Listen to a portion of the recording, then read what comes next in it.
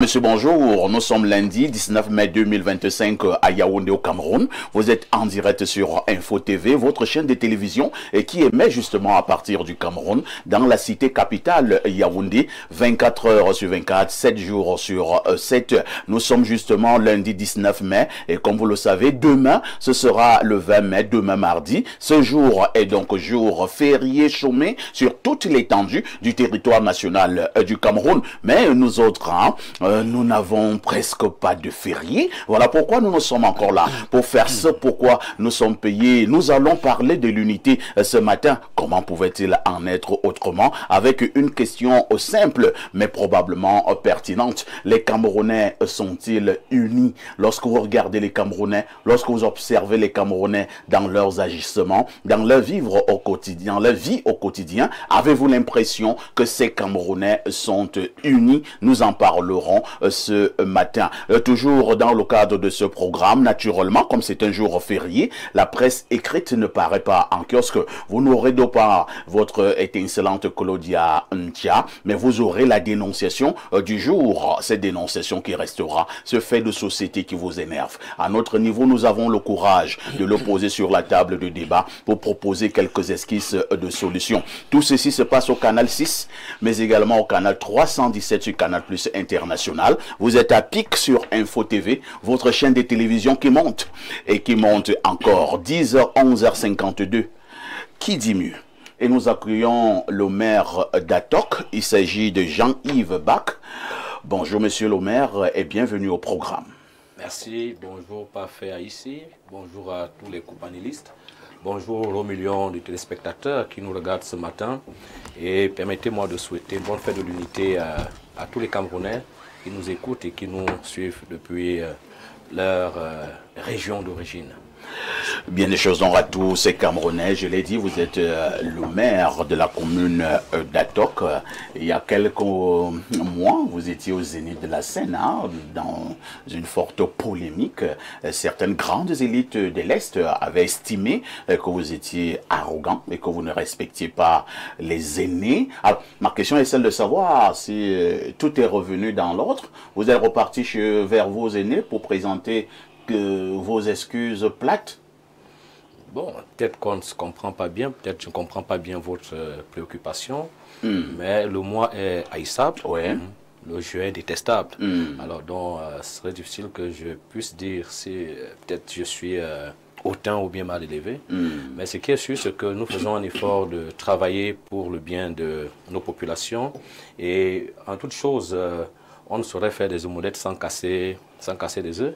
Et plus grave encore, nous sommes... Donc vous devez casser certaines élites. Non, plus grave encore, nous sommes dans un environnement très complexe parce que j'expliquais cela quelque part. Vous savez, la politique, c'est quelque chose de spécial.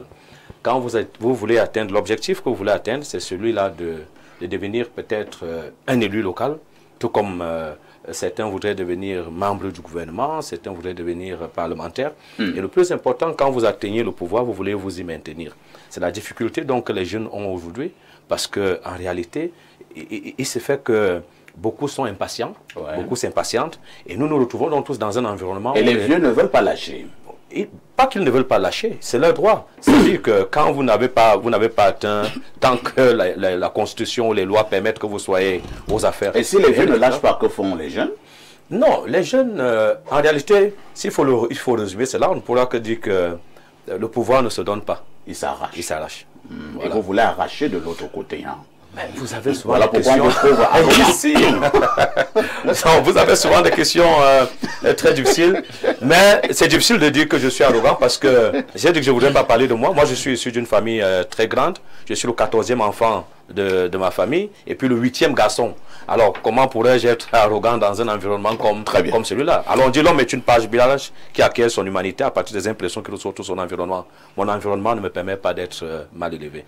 Voilà. Merci, monsieur le maire, pour ceux d'ailleurs qui vous côtoient au quotidien. Ils savent que vous êtes très loin d'être arrogant. Ils savent que vous êtes très loin d'être zélé. En face de vous, on accueille ce journaliste qui ne refuse pas et qu'il est militant du Rassemblement Rassemblement démocratique du peuple camerounais, mais par moment, on trouve qu'il est un militant d'un autre style. Lui, c'est Bernard Owona. Bon, Bernard, bonjour et bienvenue au programme.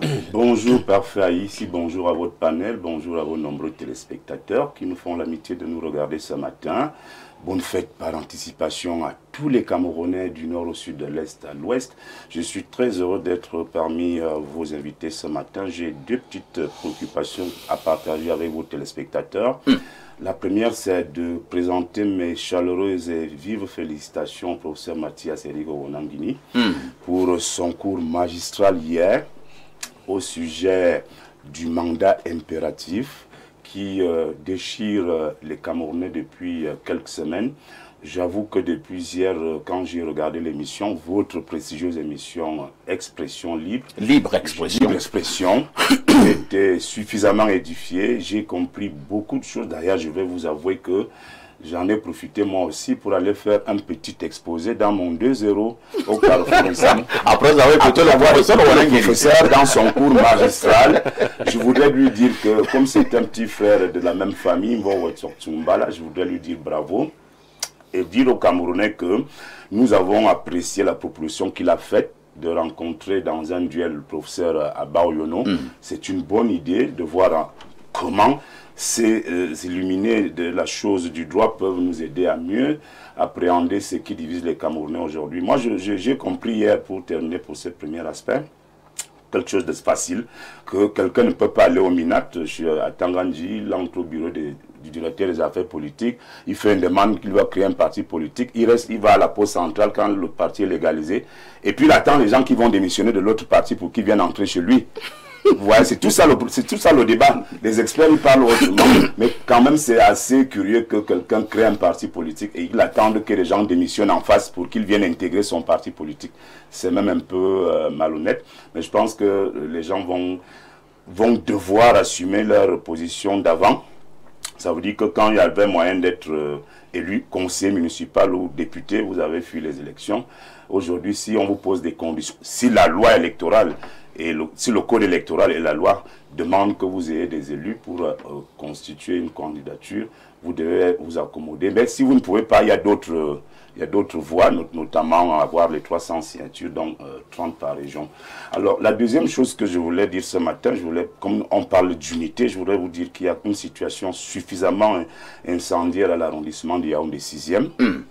Il y a monsieur le sous-préfet. Enfin, d'abord, il faut dire que le 8 septembre 2023, il y a eu un incendie de l'immeuble siège de la commune de Yaoundé 6e. Un incendie qui a tout dévasté. Et puis la mairie a été délocalisée dans son bâtiment annexe à Itoubébé vers le centre des handicapés.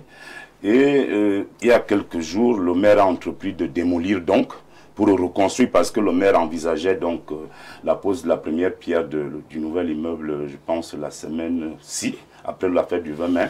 Et malheureusement, samedi, vers 19 h dans la nuit, le sous-préfet a signé un arrêté qui interdit à l'entreprise qui a gagné le marché de commencer les travaux, parce que c'était ça déjà, les travaux avaient déjà commencé, et ça pose un certain nombre de questions. Les guéguerres entre le maire et le sous-préfet, etc., c'est difficile. Alors, Bernard Owona, vous êtes justement de cette commune. Hein, c'est mon village natal. C'est votre village natal. Moi, je me pose la question, j'ai vraiment vécu cet instant. Quand je dis vécu, on a eu les images, on a fait des descentes sur le terrain. Alors, est-ce que tout le bâtiment avait été brûlé? Le feu a presque tout ravagé. Ce qui restait debout là ne pouvait plus tenir. Cela signifie qu'on n'a pas eu les mêmes images, hein, ou bien on n'a pas fait les mêmes descentes sur le terrain. Il me semble simplement que c'est un étage ou deux étages qui avaient été... Bon, c'est un compartiment qui avait été touché par le feu, mais tout l'immeuble, tout le bâtiment n'avait pas été brûlé. Donc ma question est celle de savoir pourquoi il y a un incendie où quelques compartiments ont été touchés, mais on décide de démolir tout l'immeuble pour revenir reconstruire un nouvel immeuble. Ah, je ne sais pas si ma question est belle. Non, la question est bien posée, mais le problème c'est que lorsque vous voyez au lendemain du 8 septembre où cet incendie a eu lieu, lorsque vous voyez les images à distance, vous pouvez avoir cette impression. Mais lorsque vous arrivez à l'intérieur du bâtiment, il ne restait plus grand-chose là-bas. Il n'y avait que les murs. Tout a été totalement embrasé. Ce qui a brûlé, ce sont certainement les documents.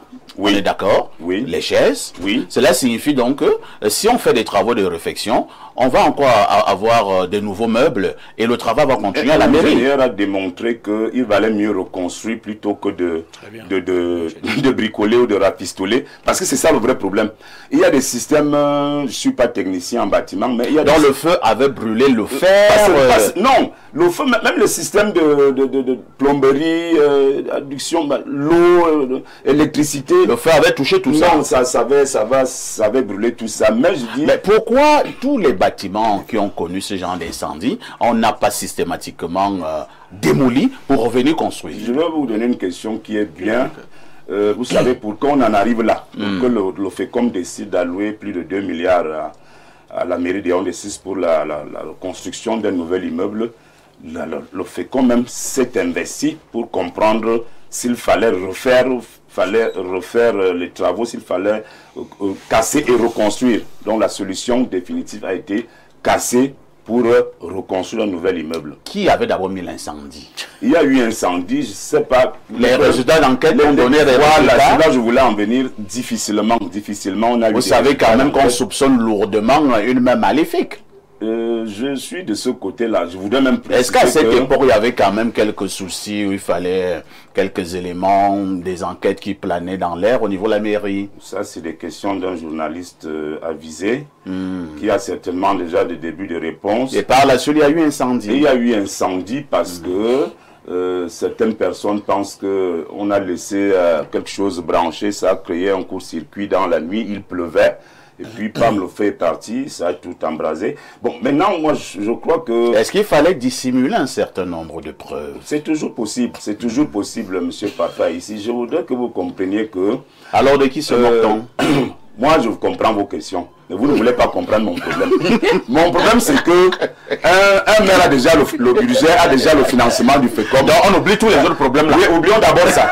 Un maire a déjà eu le financement du FECOM, l'argent est posé.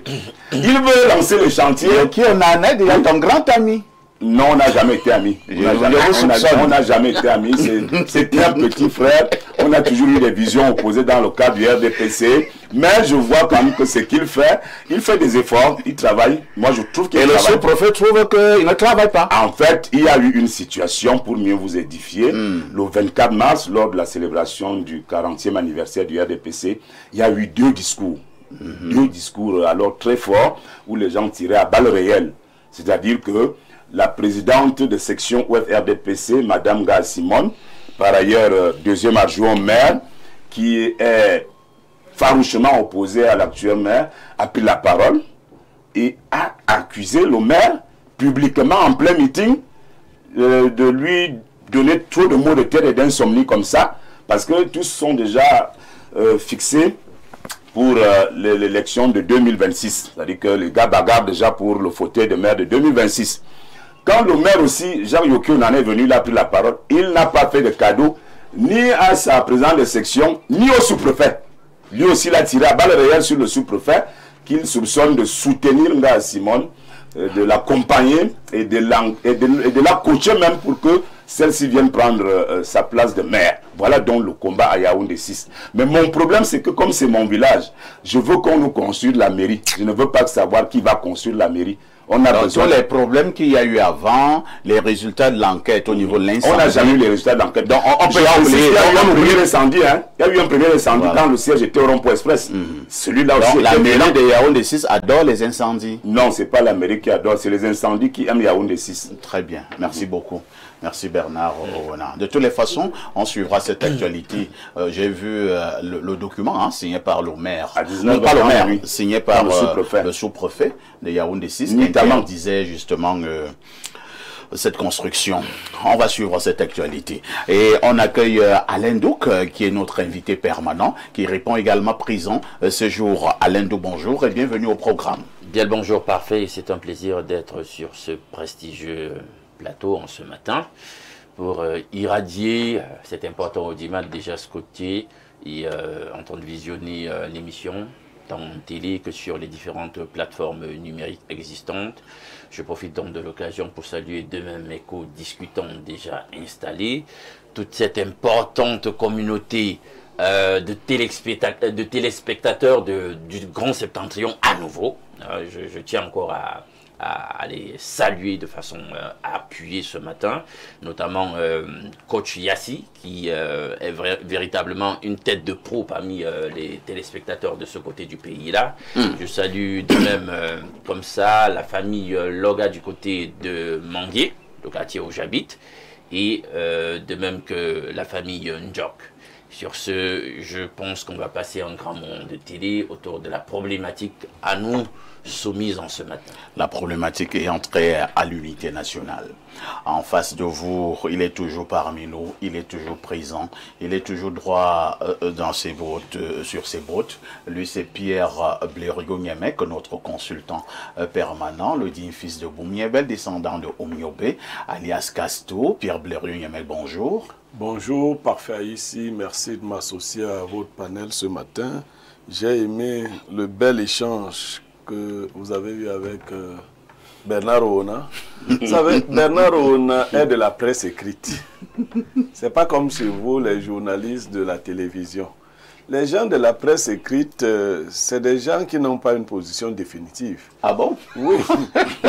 Ah bon? Puisqu'on ne lit pas tout le temps. Donc, il peut soutenir aujourd'hui, demain, il soutient autre chose. C'est la presse écrite qui va lire. Vraiment.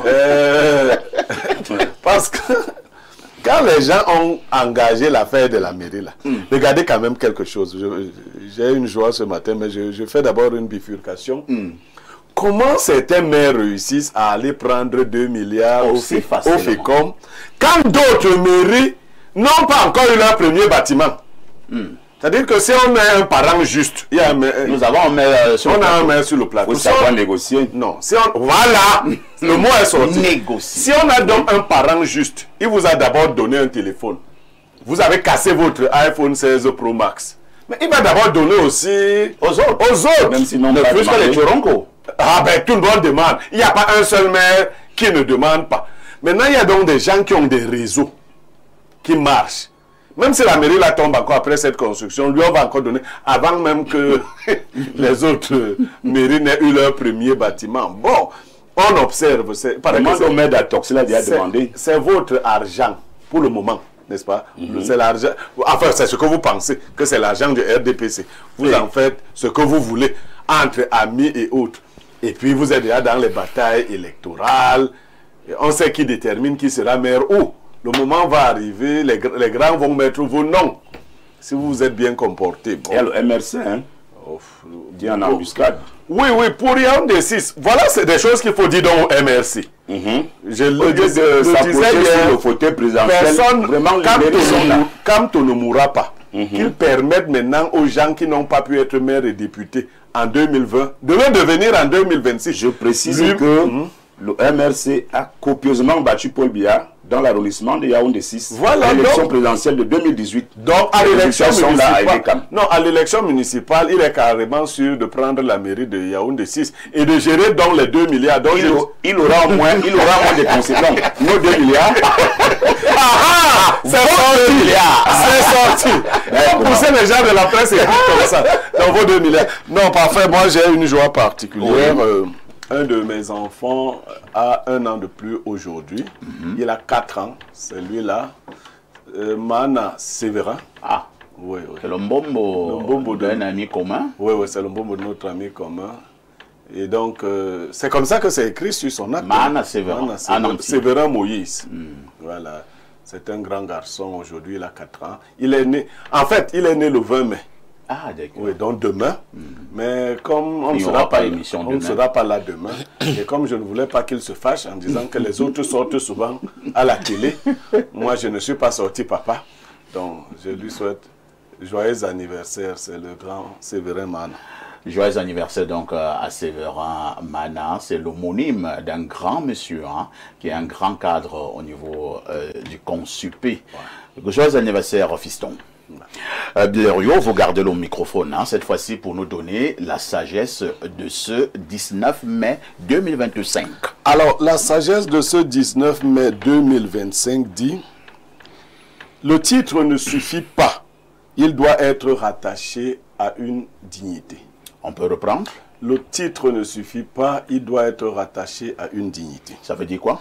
Ça veut dire que ce n'est pas simplement les insignes, les honneurs qu'on veut porter. Il faut porter la dignité qui accompagne le titre qu'on veut arborer. Il faut le mériter dans sa manière d'être. Je ne veux pas dire qu'il ne faut pas être un maire qui va chercher 2 milliards tout le temps. Ouais. Il ne suffit pas d'être maire. Mais il faut avoir la dignité. Même si les résultats, l'incendie ne sont pas encore rendus. Mais il faut avoir la dignité de maire. Il ne suffit pas. Bâtiment, c'était quelque chose. Et donc, vous voyez, je l'ai vu par. J'ai forgé cette sagesse à la vue du nouveau pape. Parfait, ici, je crois que l'Église catholique a fort à faire. Il vient de faire une déclaration à Blériot. Ouais. Ça, c'est la déclaration. Il a dit que le mariage, c'est l'union entre un homme et une femme. Voilà. Je crois que lui se met déjà sur la voie. C'est une annonce forte, hein? Oui. Vu le contexte. Vu le contexte, il va ramener l'Église sur les rails. Il dit que le mariage, c'est un homme et une femme. Vous faites toujours prendre à ce petit jeu. Non, on commence à Alain Douk, c'est l'autre ne disait mais c'est ça. Non, je sais. Mais on revient dans le fond, c'est... Non, qu'il revienne d'abord. Plus fois moins, ça fait moins. Hein, dans R. Non, qu'il revienne d'abord à cette idée que le mariage, c'est l'union entre un homme de sexe masculin et une femme dont le sexe est féminin. C'est déjà important. Le nouveau pape l'a dit. Il doit incarner. Entre-temps, son prédécesseur avait dit qu'on devait bénir les couples homosexuels hors liturgie. Et il a dit qu'ils sont les enfants. Je vous assure, parfait, ici, Info TV est sur les traces d'une enquête terrible. Terrible, alors, je vous en parlerai en offre, qui fera l'objet d'une dénonciation catastrophique. Hey. Oh là là. Catastrophique. Ça sera l'église? Oui. Il y a l'homosexualité et aïe, aïe, aïe. Ok, on en parlera, non? Je vous assure, j'espère que vous aurez le courage d'aller jusqu'au bout. Non, celui-même qui m'a fait porter la dénonciation, lui, il a déjà quitté le pays. Il m'a dit que vous allez dire ça. Moi, donc, c'est nous les vendus. Bon, mais je crois que si le travail est fait comme il devrait être fait, nous allons porter ça. Ça va libérer les Camerounais de beaucoup de choses. Il ne faut pas m'inviter le jour. Oui, merci. Hein. Toi, tu as d'ailleurs déjà eu l'acte de mariage. Je vais partir. Merci. Merci Blériot.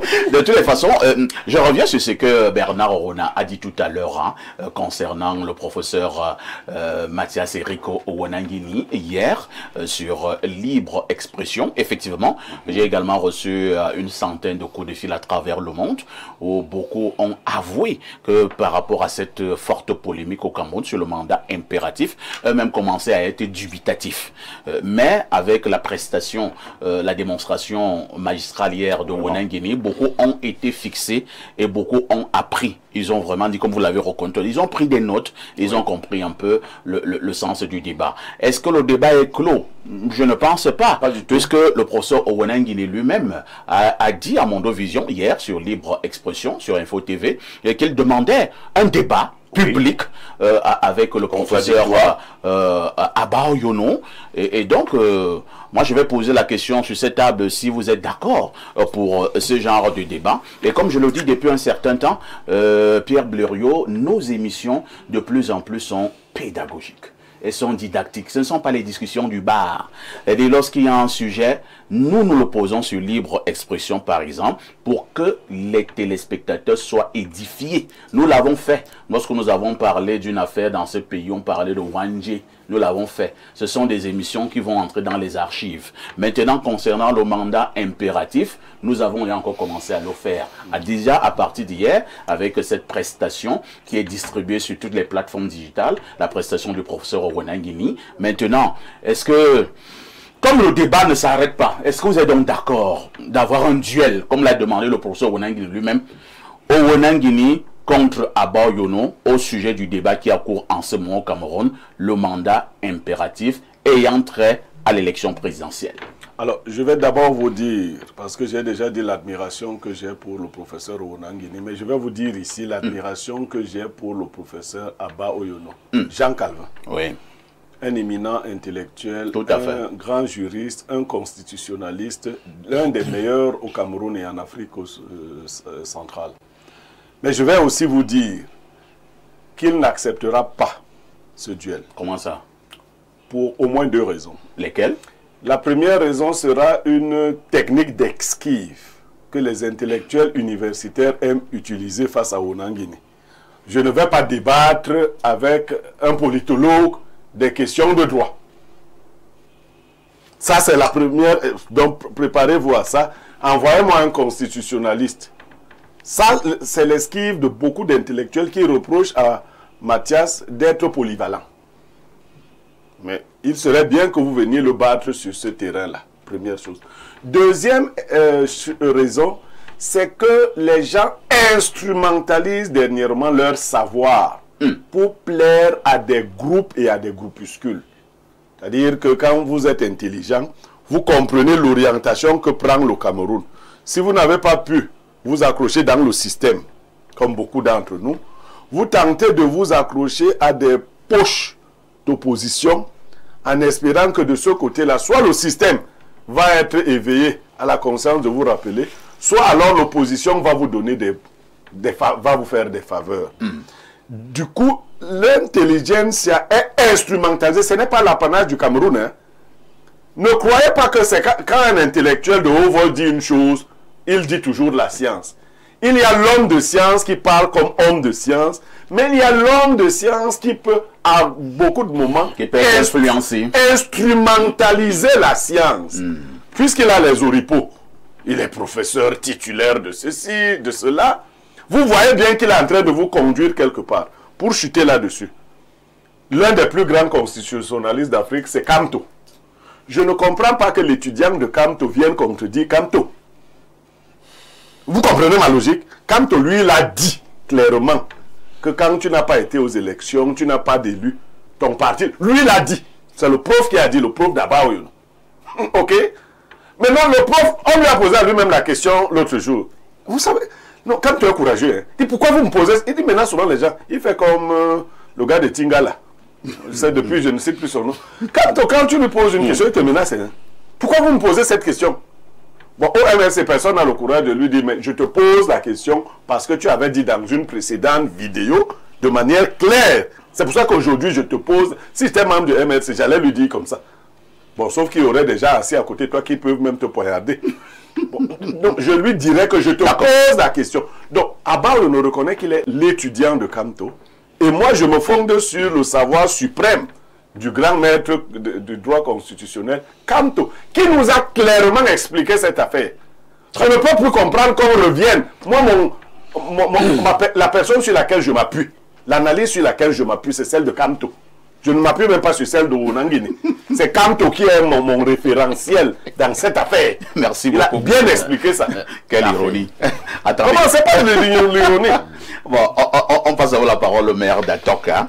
Monsieur le maire, je présume que vous êtes au parfum de cette forte polémique au Cameroun sur le mandat impératif. Je présume également que vous avez suivi ces sorties de plusieurs hommes de droit, politologues, bref, de certains leaders d'opinion sur cette affaire depuis quelques semaines. Hier, le professeur Onangini a fait ce que certains appellent une démonstration magistrale sur libre expression au sujet du fameux mandat impératif au Cameroun. Et il a demandé un face-à-face contre le professeur Abba Oyono, qui lui est opposé au professeur Mathias Eric Onangini. Un débat comme celui-là, vous êtes partant? Disons que le bon sens est la chose du monde la mieux partagée, vous comprenez? Ouais. Sûrement, le Cameroun est un foisonnement d'intellectuels. C'est-à-dire, sur le plan juridique, on vous dira que Maurice Kamto, le professeur Maurice Kamto, c'est un grand homme, c'est Dieu. Après Dieu, c'est lui pour le droit au Cameroun. Mais ce n'est pas ça qui intéresse le Camerounais. Ce n'est pas ça qui intéresse le Camerounais. Les béaba, Le professeur Maurice Kamto nous l'a expliqué en 2020. C'est pour ça que j'achète la position de Blériot. En 2020, il nous l'a expliqué simplement. Moi, je vais vous prendre un cas pratique qui est simple. Est-ce que vous pensez que pour des milliers de conseillers municipaux que nous avons, je ne pourrais pas aller créer moi-même mon parti et puis convaincre un seul conseiller municipal pour que je devienne candidat à l'élection présidentielle? Vous pouvez le faire. Voilà, je peux le faire. Donc, ça déviendra la tricherie. Moi, je ne suis pas juriste. Non, ce n'est pas la tricherie. Je ne suis pas juriste, n'est-ce pas? Mais il y a ce qu'on appelle la lettre et l'esprit de la lettre. Lorsque le constituant camerounais, c'est-à-dire le législateur camerounais, a pensé qu'il fallait mettre ces éléments dans la Constitution, et même que la société civile, les hommes politiques et autres ont pensé qu'il fallait mettre tous ces articles dans la Constitution pour pouvoir donner un sens à l'élection présidentielle. Vraiment, il faut bien qu'on respecte les Camerounais. L'élection présidentielle, ce n'est pas une élection d'une association où tout le monde va se lever à tout moment. Parce qu'aujourd'hui, on parle du professeur Maurice Kamto. Mais qu'est-ce qui empêcherait à ces 300 autres présidents de partis de se présenter à l'élection présidentielle? C'est la raison pour laquelle le Constitution a pensé qu'il fallait limiter au maximum le nombre de candidats à l'élection présidentielle pour donner une valeur à l'élection présidentielle. Aujourd'hui, je suis fier donc de ce débat parce que si c'était des juristes, tous les juristes qui se positionnaient dans un camp pour dire que vraiment le mandat impératif dit ci ou ça, mais aujourd'hui nous sommes fiers que ce soit des juristes qui s'affrontent. Et on comprend donc là qu'il y a beaucoup de malhonnêteté. Il y a beaucoup de malhonnêteté parce que là, ils perdent même leurs étudiants. Si par exemple vous ouvrez un débat, professeur Mathias Onangini contre professeur Abaounou, vous mettrez donc les étudiants très mal à l'aise. C'est pour ça que j'ai dit au début de ma prise de parole que ce n'est pas important pour le Camerounais lambda. Moi, je suis un homme politique. Moi, j'aspire à accéder à certains postes. Comme en économie, chez nous, on dit, on se fixe un objectif. Moi, je pense que... Attendez un peu, oui? Monsieur le maire. Vous ne pouvez pas dire que ce n'est pas important. Attends, je vous relance. Calmez-vous d'abord. Oui. Parce que vous dites que ça n'intéresse pas le Camerounais lambda. Et il y a un enjeu. L'enjeu est que il y a un monsieur qui risque ne pas être candidat au regard de ce que dit la loi. Attendez un peu. Et donc ça devient très important. Parce que si jamais il n'est pas candidat, certains risquent de dire que ça a été un anti-jeu. Donc une décision injuste. Vous comprenez un peu? Or, il faut donc bien expliquer à tout le monde pour que nous soyons au même niveau d'information que si tel n'a pas été candidat, c'est parce que la loi dit ceci. Et si tel a été candidat, c'est parce que la loi dit également ceci. Est-ce qu'on peut encore dire que c'est inutile? Oui, je vais vous le dire parce que est-ce qu'on peut encore dire que c'est inutile? En 2020, n'est-ce pas? Oui. On dit nul n'est censé ignorer la loi. C'est le professeur Maurice Kamto qui explique aux Camerounais ce que la loi dit. Peut-être que le professeur Maurice Kamto s'est trompé. Ben voilà, alors si donc il va se tromper tous les jours comme ça, vous trouvez que c'est important? C'est pour ça que j'ai dit l'élection présidentielle, ce n'est pas un jeu. Voilà pourquoi il faut un débat. Voilà, il n'y a pas de souci. J'ai dit que le débat il est bon. Est-ce que vous êtes d'accord pour le débat? Non, le débat il est très d'accord. Bon. Le débat il est bon parce que... Non, le débat il est bon pourquoi? Oui. Parce qu'en réalité, il faut opposer. Les oiseaux volent pas plus le mal. politologue Onangini contre le juriste Abaounou. Oui. Et en ce moment, non, allons-y. Je n'ai pas fini, n'est-ce pas? Ce que les hommes politiques doivent comprendre. Vous voulez atteindre un objectif, n'est-ce pas? Vous mobilisez tous les instruments nécessaires pour atteindre cet objectif. Le professeur Maurice Kamto, avec le MRC, il a commis la plus grave erreur de sa vie. C'est-à-dire en ne permettant pas aux milliers de militants qu'il a de soumissionner au niveau des communes comme conseillers municipaux, au niveau de l'Assemblée, du Parlement. C'est une erreur. Donc, j'ai dit tout à l'heure, nul n'est censé ignorer la loi. Très bien. Alain Doc, Oui. vous qui suivez avec grande attention Cette actualité et qui est invité permanent de ce programme, il y a un duel qui a été demandé par le professeur Onangini. Je n'ai pas encore eu la réaction du professeur Abaounou au sujet de cette forte polémique au Cameroun concernant le mandat impératif. Vous vous situez à quel niveau? Première question. Deuxième question, êtes-vous pour ou contre ce duel au sommet? Déjà, je commence par renverser la donne. Je réponds à la deuxième question, puis je fais un développement par la suite. Je suis pour le débat. Très bien. Hegel disait que c'est de la confrontation des idées que naît la lumière. Le maire disait tout à l'heure que le bon sens est la chose du monde la mieux partagée. Je dis non. Je regrette, c'est la chose la moins bien partagée. Je peux égrener le chapelet de choses qui se passent dans le monde et qui démontrent à suffire que le bon sens tend à foutre le camp. Maintenant, Blériot a dit quelque chose d'important. cette instrumentalisation. Il y a une ingénierie de l'instrumentalisation de la sphère académique, du savoir pour la propagande. Et à ce titre, rien ne démontre que même dans l'exposé magistral, en réalité, du professeur Oronangini, il n'y a pas d'arrière-plan propagandiste. Comme il pourrait aussi, il faut le dire, en arrière-plan, avoir quelque chose de propagandiste dans ce que fait le professeur Abba Oyono, parce que chacun a forcément un positionnement idéologique et politique. Maintenant, de bon sens, et je reviens sur le maire, devrait être la chose la mieux partagée. Pourquoi? Écoutez, ce que je vais dire ne va pas plaire aux gens, mais je tiens à dire que s'il y a quelque chose qui accuse sur le moment le professeur Kamto, c'est l'interprétation des textes que lui-même a fait après avoir refusé d'aller aux échéances électorales liées aux collectivités territoriales décentralisées, aux mairies et au Parlement. Voilà, en 2020. Il fait une interprétation de la loi avec des conséquences. Il dit que la décision qu'il prend empêchera ou alors sera un obstacle à participer aux futures échéances, notamment l'élection présidentielle. Mais est-ce que pour autant, cette interprétation ponctuelle à ce moment-là ne souffre d'aucune possibilité de remise en question? Il faut donc rentrer dans les textes. Et maintenant, j'écoute les deux parties. Sur l'argument en question, il y a déjà son témoignage à lui sur le sujet. Il a fait une interprétation qui le met à mal. Mais lorsqu'on rentre maintenant, examiner un tout petit peu ce qu'ils appellent le parallélisme de forme, l'hierarchie entre l'hierarchie de droit, entre les textes de droit et l'hierarchie des normes. Voilà, des normes. On se rend compte qu'il y a quand même la Constitution qui vient maintenant chapeauter tous les textes de loi. Lorsque vous prenez donc l'article 15, alinéa 3. Alinéa 3 qui parle maintenant de la représentation au sujet du mandat électif de députés et de sénateurs, il y a un problème. Est-ce que lorsqu'on est élu, on est élu dans le cadre de la Constitution camerounaise, on est élu pour représenter son parti exclusivement, ou alors on est limité, on ne sert que les intérêts de son parti, ou alors lorsqu'on est élu, on représente l'ensemble de la nation. Voilà où tout l'enjeu se trouve actuellement. Je tiens à vous rappeler que dans le cadre de la représentation pour la deuxième chambre, le RDPC de même a encore plus de 30 sénateurs qui ont été nommés, désignés par le président de la République. Alors ceux-là, ils jugent de quel type de mandat? Ils ne sont pas tous 30. Ils ne sont pas tous du RDPC. Bon, en tout cas, c'est lui qui les a. Ils sont de l'UPC. Oui, exactement. Bon, tu veux que nous ouvrions le débat avant Onangini? Non, vraiment. Puisqu'on a le sujet. Non, on va pas ouvrir le débat. Non, parce que ça peut être le mini-débat là. Non, pas du tout. C'est bon, Alain Douk. Nous voulons qu'un débat ait lieu. J'espère qu'on pourra me prendre comme modérateur. Hein. J'espère qu'on ne va pas recuser le modérateur. On va te soupçonner parce que Onangini est invité permanent. Oh là là, mais je suis un modérateur objectif.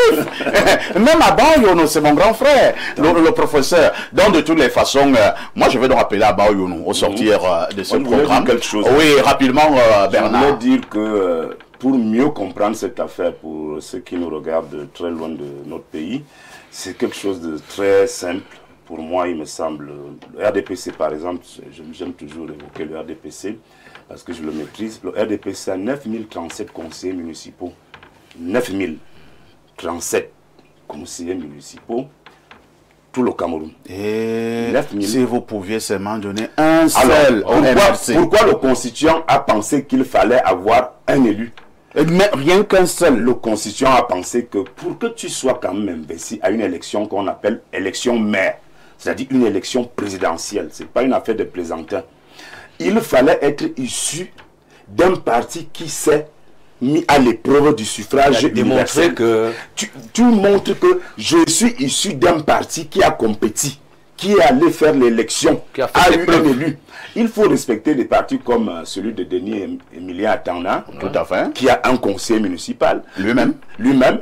Il faut respecter des partis comme l'Opal de Célestin Bidjiri, qui a 5 conseillers municipaux à Mona Télé. Il faut respecter des partis comme Bello Bouba Margari, l'UNDP qui a 502 conseillers municipaux. Oui, on les respecte. Voilà, la bonne question, c'est une fois qu'ils ont le magistère en question, est-ce qu'ils l'ont pour le parti exclusivement ou ils représentent la nation? Non, parce que dès qu'il y a un juge... Permettez que je donne une réponse à... Ne fuis pas Alain Douk. Alain Douk. Vous voulez Alain Douk? Oui. Alain Douk. La chose a été... Tu n'as certainement pas bien suivi au Onangin, mais à côté de ça, d'autres personnes disaient des choses. La chose est simple. Si le maire qui est ici, il a été élu, n'est-ce pas, RDP, il dit qu'il n'est plus du RDPC. Oui. Il est du MRC.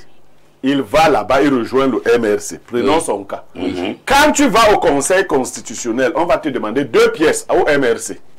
Les dossiers d'investiture et les PV des résultats.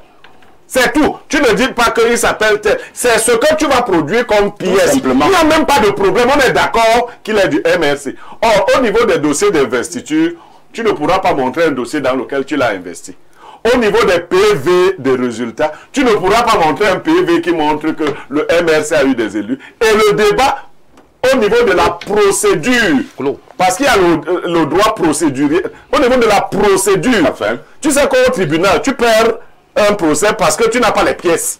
Oui, justement. Bon, les pièces. Non, oui, maintenant, Blériot, donc nous sommes dans... Non, on est d'accord, je suis d'accord avec vous. Nous sommes dans un cas de jurisprudence. Non, mais... Alain Douk, écoute-moi. On va te demander la procédure, c'est les professeurs là qui vont compliquer.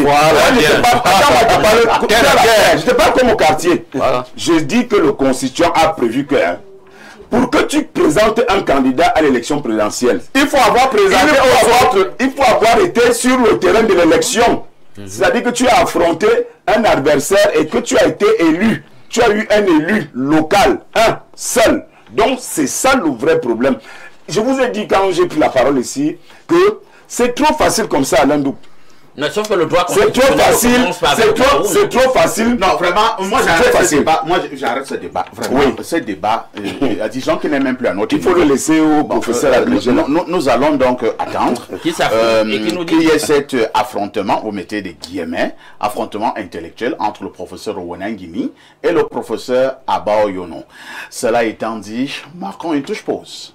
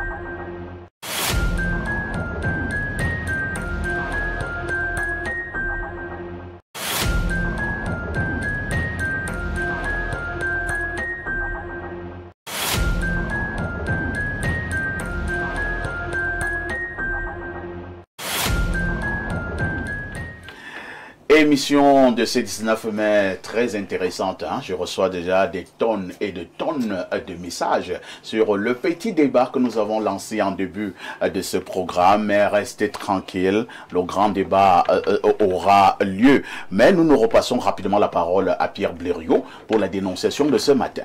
Alors, parfait. Ici, nous dénonçons ce matin une activité entre deux sœurs qui n'a pas marché. La première vit de l'autre côté en Occident et la deuxième vit ici. Elle fait dans la vente en gros de l'huile de palme. Sa sœur qui vit de l'autre côté, elle est née. Elles se sont mises ensemble parce que sa petite sœur faisait déjà ce commerce ici, mais à une petite échelle. Elle a sollicité sa grande sœur pour qu'elle vienne avec un capital plus important. L'huile de palme, il y a aussi une autre huile qu'on vend là. Au Cameroun, on l'appelle le vrac. La grande sœur a mis, tenez-vous bien, pas moins de 30 millions dans l'affaire. Wow. Oui, c'est-à-dire 20 millions dans l'huile vrac et 10 millions dans l'huile de palme pour booster l'activité. Elles ont acquis des places dans les grands marchés. Et la grande sœur a dit qu'elles allaient se partager les bénéfices. Surtout que la petite sœur lui a montré que commerce en question était rentable. La grande sœur dit avoir mis presque toutes ses économies dans l'affaire. Elle a donc demandé à sa petite sœur ici de cotiser dans une réunion qu'elle avait créée à hauteur d'1 million le mois. Les bénéfices étaient conséquents, elle cotisait. Et la petite sœur estime aujourd'hui qu'elle a cotisé 30 millions déjà et qu'elle n'a plus rien à cotiser. Elle n'a plus rien à donner à sa grande sœur. Que c'est fini comme ça. L'affaire a duré près de 3 ans. Elle lui a remis les 30 millions et elle lui dit que c'est fini. Ouais. Attends un peu. La grande sœur, c'est elle qui a donné les 30 millions. Elle a donné les 30 millions comme capital. Oui, pour le capital. Le capital générait à peu près 2 millions le mois. Oui. Et la grande sœur avait droit à 1 million. Et la petite sœur donnait les 1 million. Avait droit, elle aussi, à 1 million. À 1 million à partir du capital généré par la grande sœur. Tout à fait.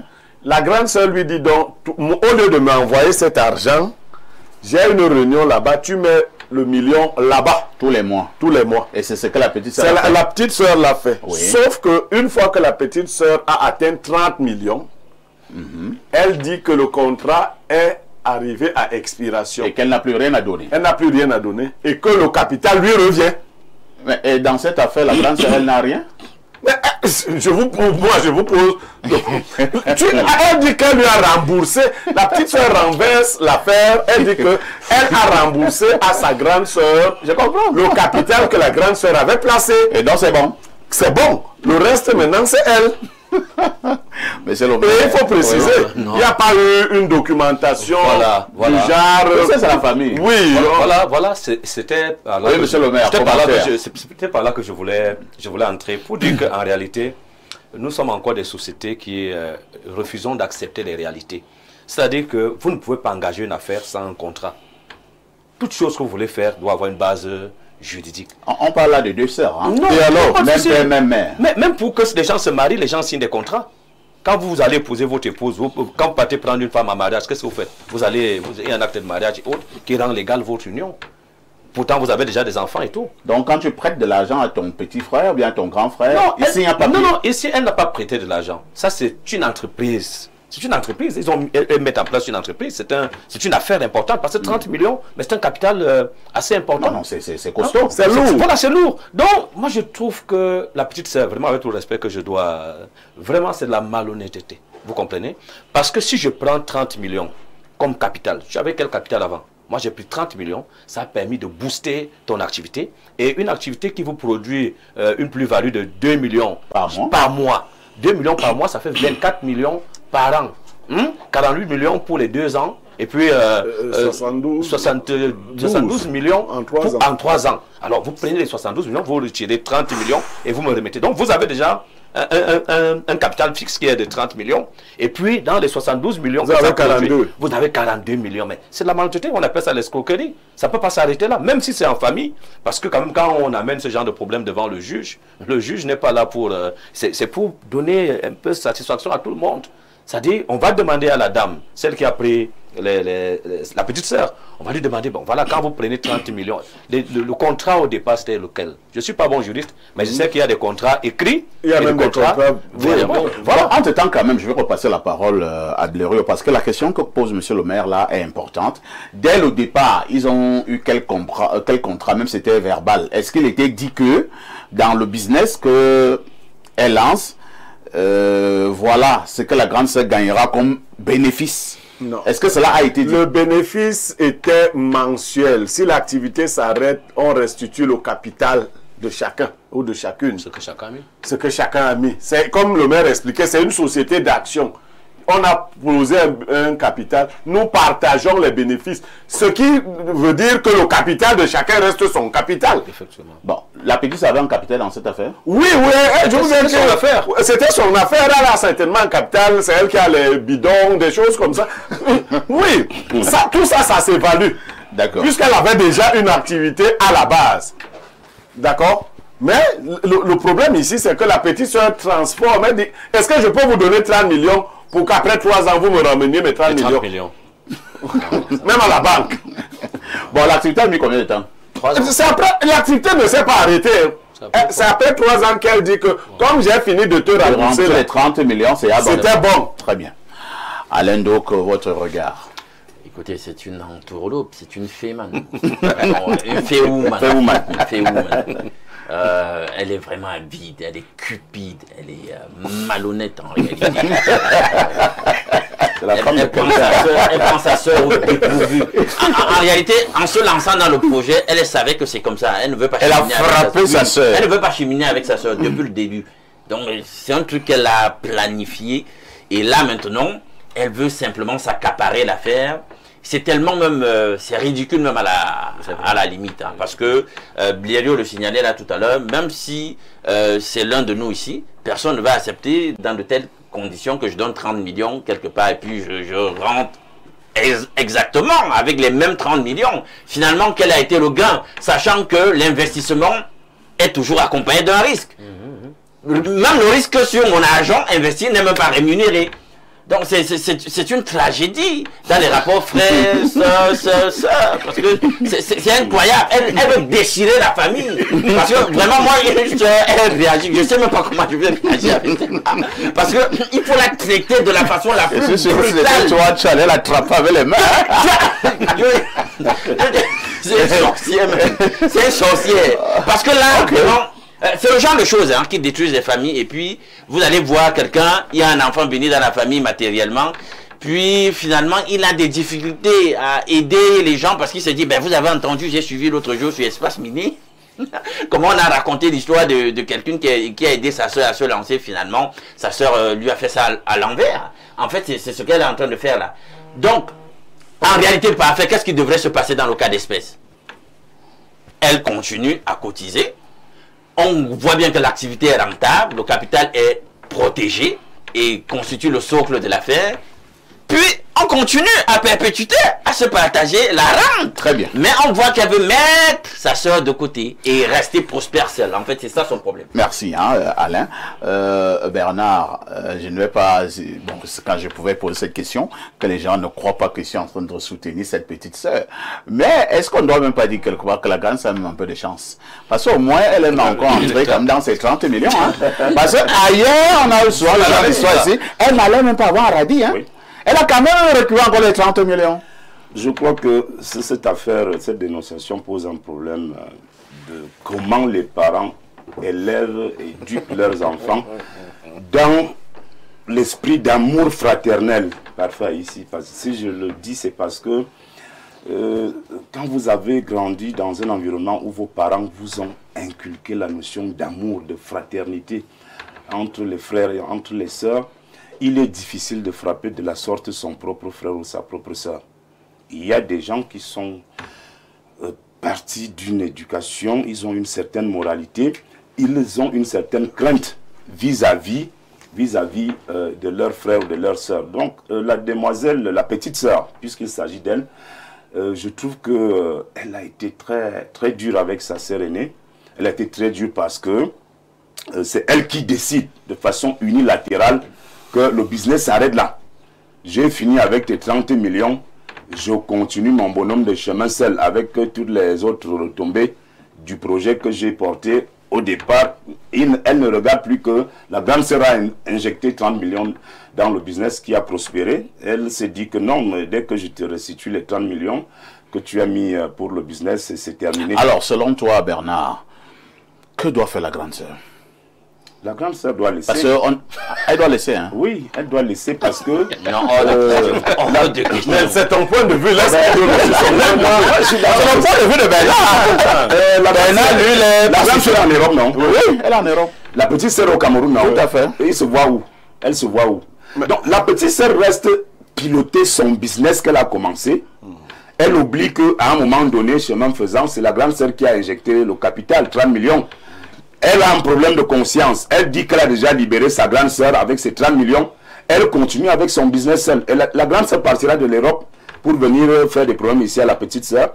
Donc moi, je pense que si la grande sœur basée là-bas à l'étranger avait autre chose à faire, elle peut reprendre son activité avec d'autres partenaires sans plus traiter avec sa petite sœur. Ok. Parce que la petite sœur, elle est malhonnête. Pierre Blériot, Niemek, Bernard pense que que la grande se laisse. Alain Ndou dit il n'est pas question. Vous vous situez à quel niveau? Bon, ça dépend des situations, des circonstances, mais dans le cas d'espèce, j'ai conseillé à la grande sœur d'intenter une action en justice contre sa petite sœur. L'action sera même facile. Là, alors, Bon, on va enfermer la petite sœur. Non, on ne va pas l'enfermer. L'action sera facile. Parce que ce que les gens qui croient être escrocs oublient souvent, c'est qu'au départ du business, quand vous êtes dans le besoin, vous écrivez certaines choses. Hein. Oui, il y a beaucoup de traces forcément. Un business comme celui-là, j'ai dans ma propre famille vu une telle situation. Le frère est en Europe, il envoie de l'argent ici et son frère construit, déjà achète le terrain, il envoie des faux papiers, et les vrais papiers sont à son nom, des choses comme ça, il monte toute une ingénierie et tout. Vous savez, quand ils sont allés au tribunal, pendant que le petit frère, le frère qui vivait ici était sûr que le grand frère aurait de la peine, il ne s'est pas rendu compte que les gars en Europe sont très organisés. Le gars avait tous les envois d'argent gardés. Voilà. J'ai dit, il avait un dossier de tous les envois. Il a d'abord laissé son frère faire ses déclarations. Alors, ensuite, le juge lui a demandé, bon, ce monsieur t'a envoyé cet argent-ci. C'était pourquoi? C'était pourquoi? Non, il a envoyé qu'on aidait les gens à la... Bon, à ce rythme-ci, il t'a envoyé de l'argent pour aider les gens. Mais dans le même temps, toi, tu dis que tu avais d'autres sources de revenus qui t'ont permis de faire un investissement qui est à peu près équivalent à l'argent que lui t'a envoyé. Ah ben, là, c'est un cas. Moi-même, j'ai eu un cas en famille où une belle tante m'a entraîné dans un business, ce qui m'a rendu sage d'ailleurs. Parce qu'aujourd'hui, quand je fais un business en famille, j'ai fait récemment un business avec mon petit frère qui est avocat, que tu connais. Je lui ai dit, tu es avocat, tu écris. Tu signes. Tu envoies par une agence, je récupère. C'est après que je mets mon argent. Il a fait ça. Donc il est tranquille là-bas à Douala, je suis tranquille. Vraiment, il n'y aura pas comme... C'est lui qui... Tu écris les termes. Parce que quand les gens sont dans le besoin, ils sont prêts à écrire et à signer. C'est nous qui pensons... Désormais, même avec mes épouses, si on doit faire une affaire, même avec tes épouses, j'ai dit tu écris et tu signes. Parce que je ne veux plus les débats quand l'argent est arrivé, maintenant, tu écris, puisque tu es sérieuse, tu signes. La femme aussi peut faire un embargo. Hein? Non, non, je m'en fous de l'embargo, tu écris, tu signes. Là, ça montre que mon agent est en sécurité. Ta femme va te dire, je vois ton cœur. Oui, vois mon cœur, mais tu écris, tu signes. Elle lui porte plainte. Au moins, vous savez ce qu'elle va obtenir au moins? La restitution du capital. Oui. C'est-à-dire, tu as gagné. Elle a restitué. Non, non, non, c'est pas le capital. Attends, tu vas me rembourser 30 millions en monnaie de singe sur 3 ans. C'est comme ça. Attends, c'est comme ça qu'on reste. Pour ceux qui manipulent de l'argent, elle aussi avait 1 million. Parce que c'est les gars. Voilà. Les gars. Alors, moi, je te... m'as rien remboursé. Attends, moi, je mets 30 millions dans une affaire. Ça veut quand même qu'elle n'a rien remboursé. Ça veut quand même qu'elle n'a rien remboursé. Chacune a eu 30. Alors, tu as d'abord eu les 30 millions là, et c'est moi qui t'ai permis d'avoir les 30 millions. Oui, mais elle restitue au moins le capital. Maintenant, mon capital est là-bas. Oui. Tu vas me le donner. Ça, c'est quand on est au niveau du droit. Quand on n'est pas au niveau du droit, je vais te donner un avertissement pour que tu me donnes mon Là, argent. on sera à quel niveau là? Au village. Tu vois, je vais t'envoyer la nouvelle que donne-moi. De quelle manière? Donne-moi mon argent. Les abeilles. Non, je n'aime pas les abeilles. Donne-moi mon argent. Quand tu ne vas pas me donner mon argent, tu auras envie soudainement de me donner l'argent. Merci, c'est quelle de histoire? toute façon, c'est ce qu'il fallait dire pour cette dénonciation. Nous allons d'abord marquer une touche pause, quelques soucis avec notre messagerie, et nous reviendrons pour la lecture justement de vos nombreuses contributions.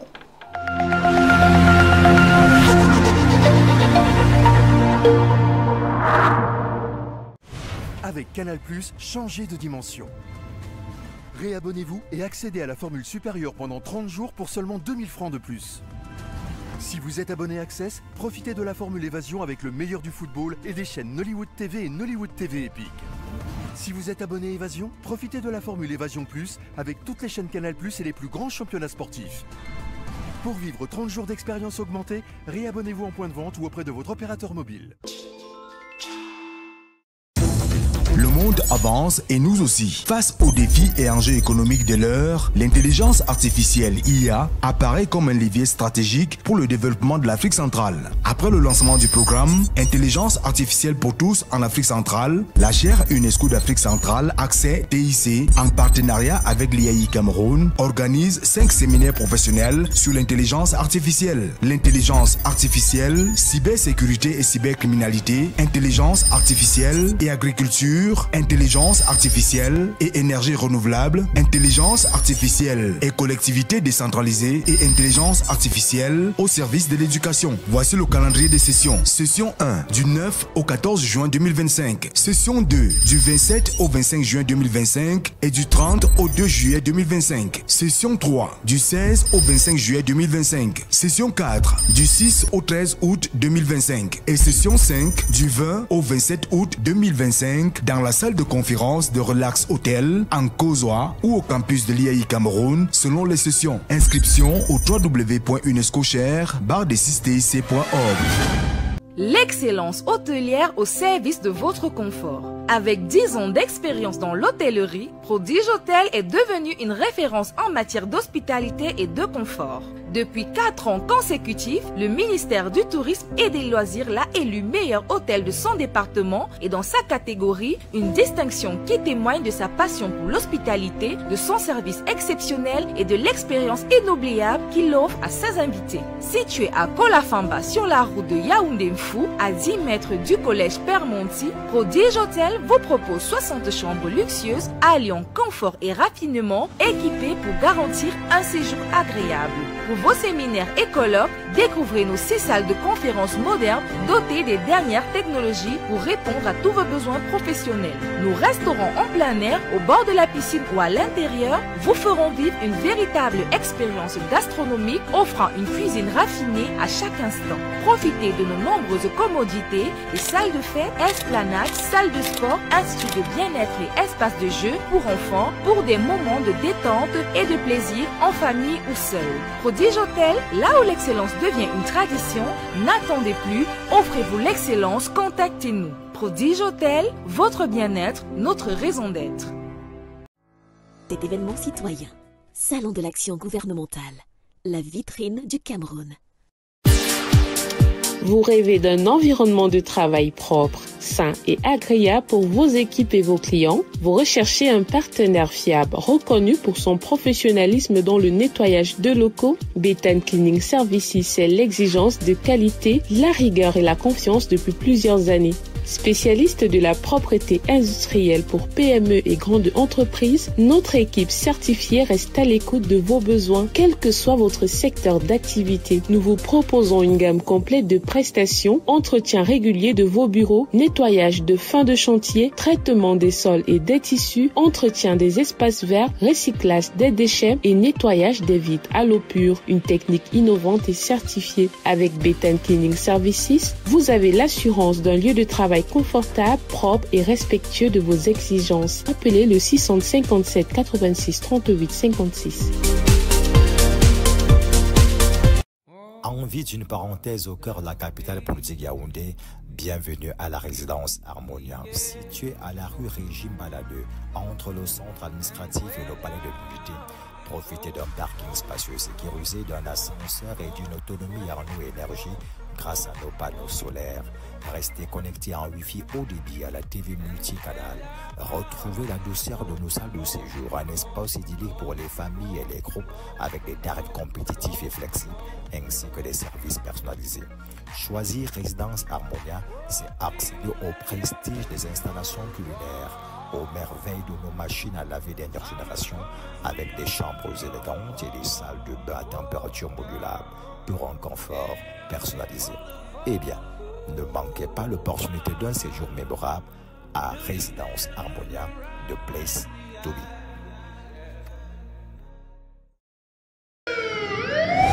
Auto à l'extrême nord du Cameroun. Après Yaoundé, Douala, Bafoussam, Gaoundéré, le prophète du Cameroun arrive à Maroua. Un événement stratosphérique.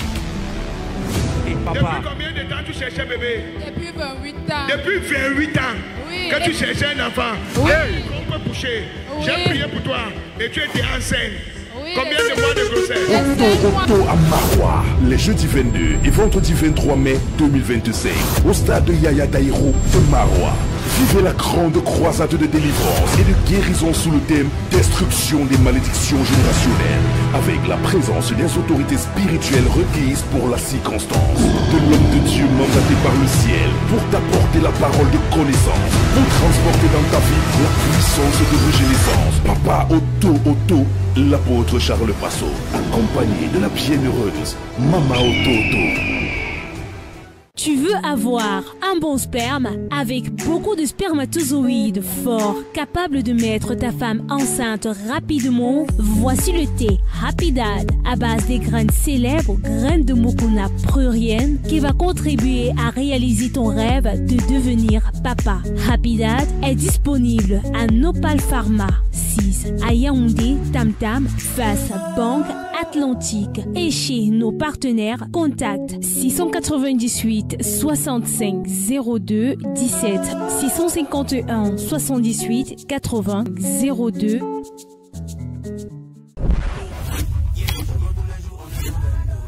Comme moi, Paris c'est bête Momo. Ça dit qu'on n'est pas blindé, je go tous les jours. Chez BetMomo, ton premier pari est 100% remboursé. Inscris-toi vite sur www.betmomo.com, place ta mise et si ça ne rentre pas, on te rembourse intégralement. Joue l'esprit tranquille et profite du jeu. Offre soumise à condition. Renaprove offre Masso Acte 5. Nous sommes en plein cœur du marché SOS et nous sommes venus à la rencontre du bénéficiaire de 750 000 francs CFA lors de l'acte 4 de la Masso. C'est un boucher. Nous allons savoir ce qu'il en a fait des financements offerts par la mutuelle d'assistance et de solidarité. Je m'appelle Benja Méfiré Jean-Claude. Ce financement a permis, 1, que j'augmente mon capital, et de 2, que j'envoie mes enfants à l'école, et de 3, pour que je me bâtis une belle maison dans mon village à Fouban. Moi-même, je prenais Masso comme les mises en scène. Mais quand moi j'ai gagné, j'ai vu que c'est du sérieux. Je les conseille, participer à Masso à 26 000 francs. Ce n'est pas du mensonge, c'est la vérité. Mesdames et messieurs, faites comme M. Méféré en faisant confiance à la mutuelle d'assistance et de solidarité de Renaprove SA. La longévité.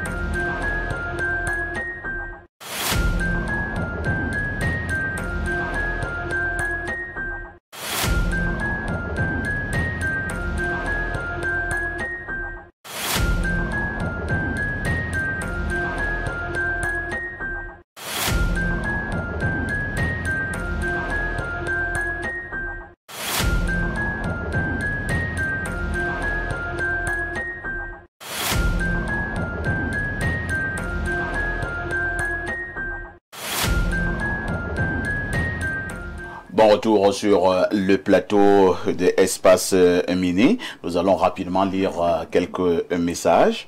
Il y a un téléspectateur qui nous dit ici, bonjour parfait.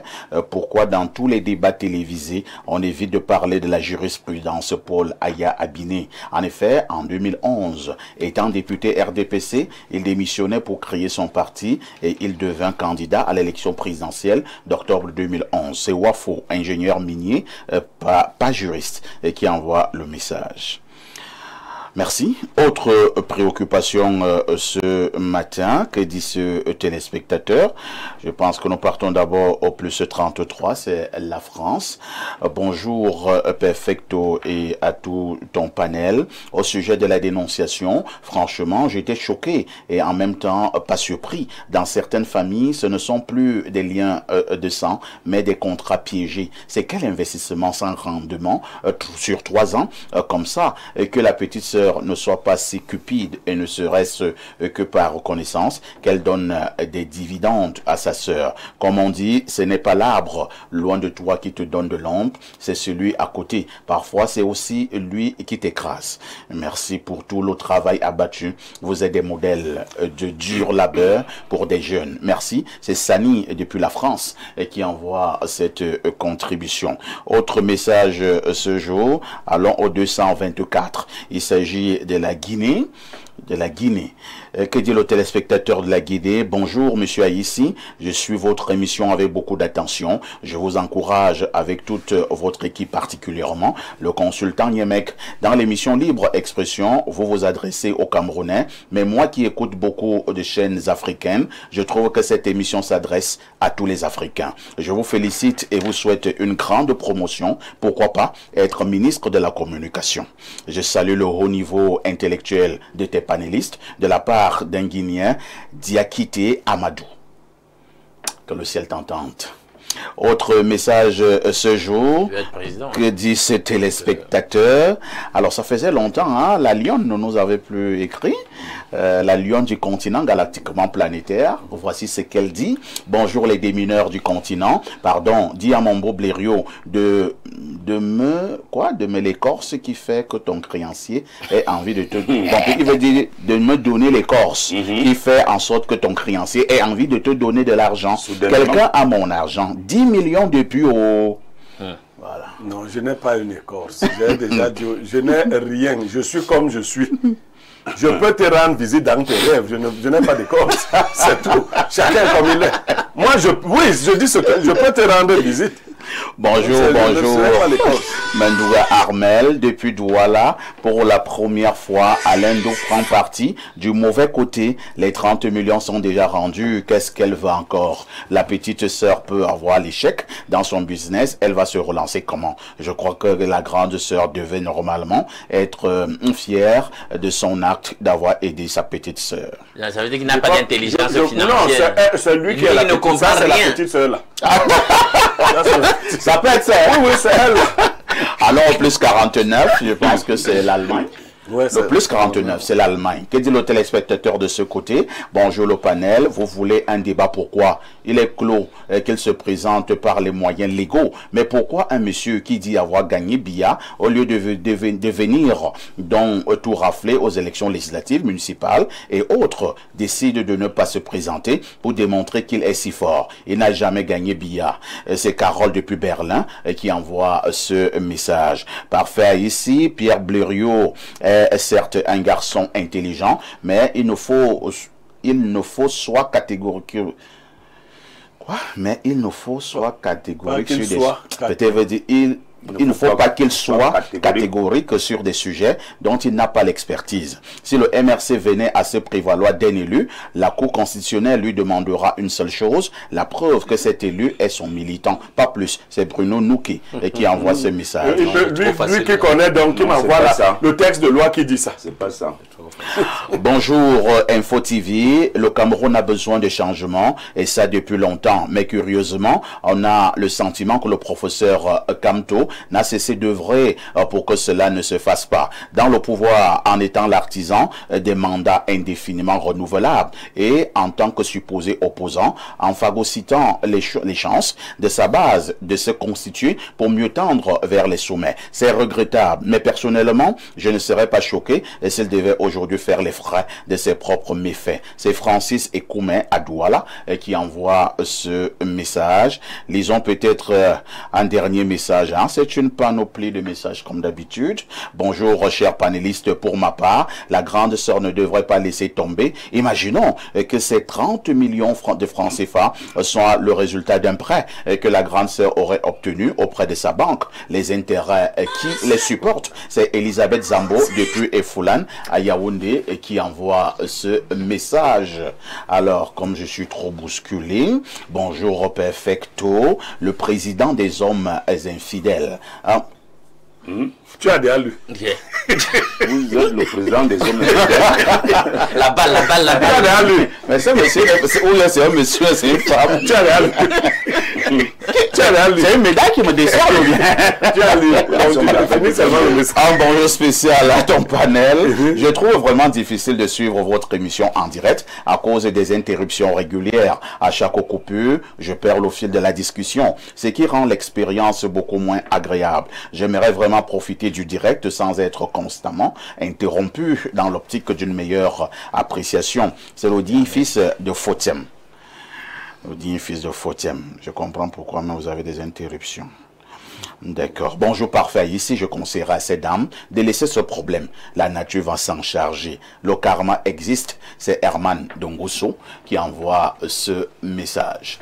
Monsieur le maire, ce matin, nous parlons de l'unité au Cameroun et nous avons naturellement pour prétexte le 20 mai qui se célèbre demain en 153e édition. Le Cameroun, les 4 coins du Cameroun vont donc célébrer cette unité acquise depuis le 20 mai 1972. Mais ce matin, nous voulons savoir de manière concrète si tous les Camerounais sont véritablement unis ou alors ce n'est qu'une vue de l'esprit. Alors, ce sujet appelle celui que nous venons d'examiner tout à l'heure, parce que il est difficile de croire qu'à quelques mois d'une élection présidentielle, que les Camerounais soient assez déchirés sur une interprétation des textes. Voilà, donc c'est des choses qui foisonnent l'unité nationale. Mais globalement, on peut parler d'unité. L'unité vient de ce qu'il y a une différence. C'est-à-dire c'est les unités différentes qui se mettent ensemble pour créer une unité. Et lorsqu'on regarde le Cameroun, c'est un parfait exemple d'unité nationale, parce que quand vous faites le tour du Cameroun, vous allez au nord, à l'extrême nord, disons au grand nord, dans la grande partie sud du Cameroun et puis la grande partie ouest du Cameroun, vous vous posez la question de savoir comment les Camerounais parviennent à vivre ensemble sans se tirer dessus. Parce que, voyez-vous, le Cameroun est une spécificité au niveau de la langue. Notre langue nationale, nous parlons anglais et français. Dans nos maisons, nous avons des enfants, chacun de nous, qui vont soit étudier la langue française comme cheval intellectuel, et d'autres prennent plutôt l'anglais comme base pour travail d'études. Voilà, il y a déjà ça. Nous avons combien de dialectes au Cameroun? Nous en avons plus de 300. Nous avons combien de pôles tribaux dans notre Cameroun? Vous verrez que en réalité, on parvient à se mettre ensemble. Moi, par exemple, je ne peux pas vous dire qui j'ai épousé. En allant peut-être prendre pour femme, je n'ai pas regardé sur son visage qu'elle était originaire peut-être de la région de l'Ouest, ou bien elle était originaire de la région de l'Est, ou bien du Centre. Donc, on peut dire globalement que le Cameroun vit dans une parfaite intégration nationale, ou alors le Cameroun est uni. Curieusement, peut-être ça va gêner beaucoup d'autres personnes, je vais le mettre à l'actif du chef de l'État. Parce que lorsque nous faisons un tour, par exemple, dans des pays comme la Côte d'Ivoire, sans publicité, on voit combien ce pays a été neutralisé par 3 grandes parties, le nord, le centre et le sud. Parfois, quand les gens allaient aux élections, on se retrouvait dans une situation où chacun avait 30%, l'autre avait 27%, où chacun avait une identité particulière sur le plan politique. Et c'est ce que nous craignons au Cameroun, parce qu'en réalité, la recrudescence des communautarismes au niveau politique peut peut-être fragiliser notre unité nationale. Mais à l'instant T, lorsque vous me posez la question, je le dirais sans embâche, sans cligner des yeux, que le Cameroun est une parfaite intégration nationale. On vit vraiment dans une unité nationale. Merci, monsieur le maire. Bernard Ouna, lorsque nous parlons souvent d'unité au Cameroun, certains, pour l'illustrer, vont même souvent chercher sur le plan culinaire, en disant que, bon, le bon Iwondo que je suis, par moment je laisse mon onamgwan pour manger le bongo chobi chez Blériot. Blériot, en bon bassa qu'il est, il laisse parfois aussi son bongo nougat pour aller manger le coq chez les étones. Quelqu'un te dira que le même étone, il laisse son coq pour aller manger le héros et que sais-je encore, le taro, sans oublier la sauce jaune. Cela démontre de manière très claire que les Camerounais sont unis. Alors, est-ce que notre unité, c'est simplement sur le plan culinaire? Est-ce que pour démontrer dans un pays que nous sommes unis, ce n'est pas plus profond que cela? Je pense que le problème se situe ailleurs. Il est beaucoup plus politique que culinaire. Le bon Ewondo que je suis, parfait ici, si vous me trouvez là où je mange le taro avec la sauce jaune aujourd'hui, c'est spectaculaire. Vous en raffolez? Oui. Et vous croyez que c'est ça qui justifie que on est un peuple uni? Je ne crois pas. Nous sommes là dans les apparences. Les Camerounais sont un peuple dangereux. Oh là là. Oui, parce que si les politiques ne prendront pas leurs responsabilités dans l'avenir, on risquera de vivre quelque chose de dramatique dans ce pays. Et pourquoi vous le dites? Parce que c'est les politiques qui sont à l'origine de toutes ces manipulations. Si vous voyez l'actualité aujourd'hui sur la politique, elle est essentiellement tribalisée. Ben, on ne peut pas faire de l'hypocrisie sur ce plateau. Vous savez que aujourd'hui au Cameroun, l'élection présidentielle se joue pratiquement sur des bases tribales et ethniques. Je vais vous prendre un autre exemple facile. Vous pouvez imaginer quel conseiller municipal ou quel sénateur ou quel député pouvait donner sa voix ou intégrer le MRC. Non, ce n'est que les enfants du village. Vous avez fait un sondage? Oui, j'ai fait une recherche. Elle est nette. Ceux qui ont intégré le MRC sont les enfants du village. Vous n'êtes pas extrémiste? Non, est-ce que c'est sérieux ça, ce que j'entends? Qu'est-ce que je... Apportez-lui le contraire de... Est-ce que vous avez... Non, c'est pas vrai. Comment c'est pas vrai? Le secrétaire national de ce parti n'est pas... Non, suivez-moi bien, monsieur Elendou. Est-ce que vous avez suivi ce qu'il a dit? Bien sûr, ce que je dis. Il a dit que les députés qui ont démissionné et les conseillers municipaux sont tous issus de la même sphère géographique que le président du MRC. Bon, donc si je voyais, est-ce que vous n'en faites pas aussi une fixation finalement? Vous en faites une fixation là. Je vous ai dit tantôt que le RDPC avait 9037 conseillers. Oui. Bon, moi si je voyais que parmi les 9037 conseillers là, comme tu as pris 3 ou 5, j'allais dire que voilà une bonne unité. Dans un pays normal où on peut aller prendre à gauche, on peut aller prendre à droite. Dès lors qu'on ne prend que ici, au village, je dis que... Est-ce qu'il n'y a pas eu des gens du RDPC parfois qui ont démissionné pour aller au MRC? Je n'en connais pas pour le moment. Attends, mais je suis en train de dire que, parfois ici, notre unité est menacée. Ouais. Elle est menacée parce que les leaders d'opinion, les hommes politiques, ceux qui aspirent au pouvoir, utilisent cette fibre tribale comme leur, comment vous appelez ça? Cheval de Troie. Comme leur cheval de Troie, effectivement. Et là, je dis que à la veille de la fête de l'unité, nous sommes véritablement appelés à conscientiser davantage les Camerounais, à interpeller davantage ceux qui aspirent à des fonctions politiques, à des fonctions électives, à faire un effort de beaucoup plus cultiver cette unité entre les Camerounais, entre les 10 régions. C'est pour ça que je suis parfois heureux de parler du RDPC, parce qu'au moins là-bas, il y a des efforts qui sont faits. Il y a là-bas des efforts sont faits pour que tout ce qui concerne les choix reflète un peu la composition, la constitution de notre sociologique de notre pays. C'est très important, parce que même dans les partis politiques, si vous arrivez dans certains partis politiques, vous allez voir que sur 100 postes importants, 90 sont entre les mains d'une même famille, ou en fait d'une même tribu. Quand vous arrivez au RDPC, vous allez remarquer que du président national jusqu'au dernier membre du comité central ou suppléant, c'est les 10 régions qui se partagent les sièges rationnellement. C'est-à-dire que... Alors, à ce niveau, le RDPC est à féliciter selon vous? Non, il n'est pas à féliciter, il est à copier. Il est à copier pour que cela fasse tache d'huile au niveau des autres formations politiques. Sur l'unité, là, moi, je vous dis sincèrement que ne nous trompons pas, ne nous mentons pas à nous-mêmes, Il y a un gros effort à faire pour que les gens soient véritablement en harmonie, en unité au Cameroun. On peut porter les habits qui sont cousus à l'ouest ou au nord-ouest. On peut manger la sauce jaune, le taro de l'ouest ou le poisson, ou le mouron de l'Orbe. Oui. Non, ça c'est... Il y a deux choses qui n'ont pas de barrière. C'est la nourriture et le sexe. Ah bon? Dans l'unité, là nous avons gagné quand même. Dans l'art culinaire et le sexe, il n'y a pas de barrière. Ça se passe plutôt très bien. C'est vrai. Incroyable. Alain Doc. Oui, il est resté le bon politicien finalement. Ah bon? Et il y a beaucoup trop de bémols au fur et à mesure qu'on s'approche de l'échéance électorale par rapport à son parti. Il illustre son parti, on le voit. On est déjà en et il a vite fait d'ethniciser la chose, mais cette ethnicisation... Alors, restons dans cette ethnicisation, pour prendre votre expression. Prenons un peu le cas des ministres au Cameroun. Parce que moi, j'aime parler de temps en temps avec des illustrations.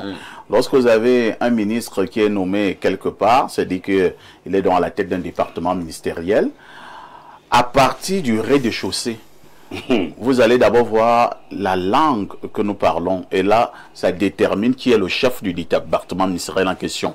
Quand vous avez un directeur général dans une structure, à partir des vigiles en bas, vous voyez un peu quelle est la langue utilisée. Alors, lorsque vous avez ce genre de figures, est-ce que ça ne met pas en mal l'unité nationale?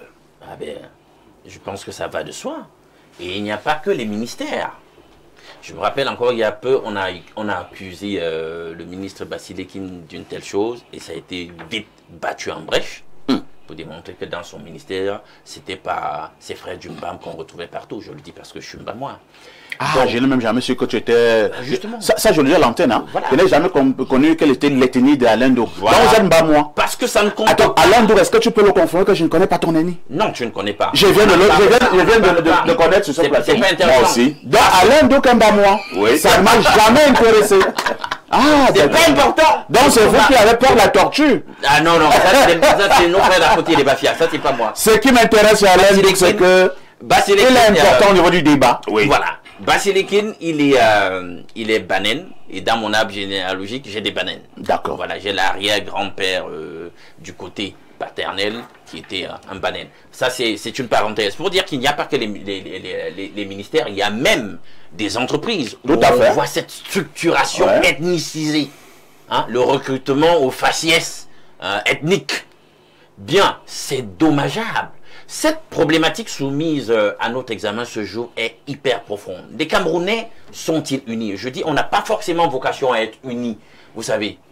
Parce qu'il faut de tout pour faire un monde. Ça, philosophiquement, il faut qu'on l'admette. On ne va pas toujours voir le monde de la même façon. Et c'est cette diversité finalement, et cette divergence qui en rajoute quelque peu à la beauté du monde. Ça, c'est un fait. Maintenant, lorsqu'on pose une telle problématique, on veut la traiter sous l'angle sociopolitique. Et c'est là où il y a un problème. Parce que l'unité, justement, qu'on nous propose est un construit.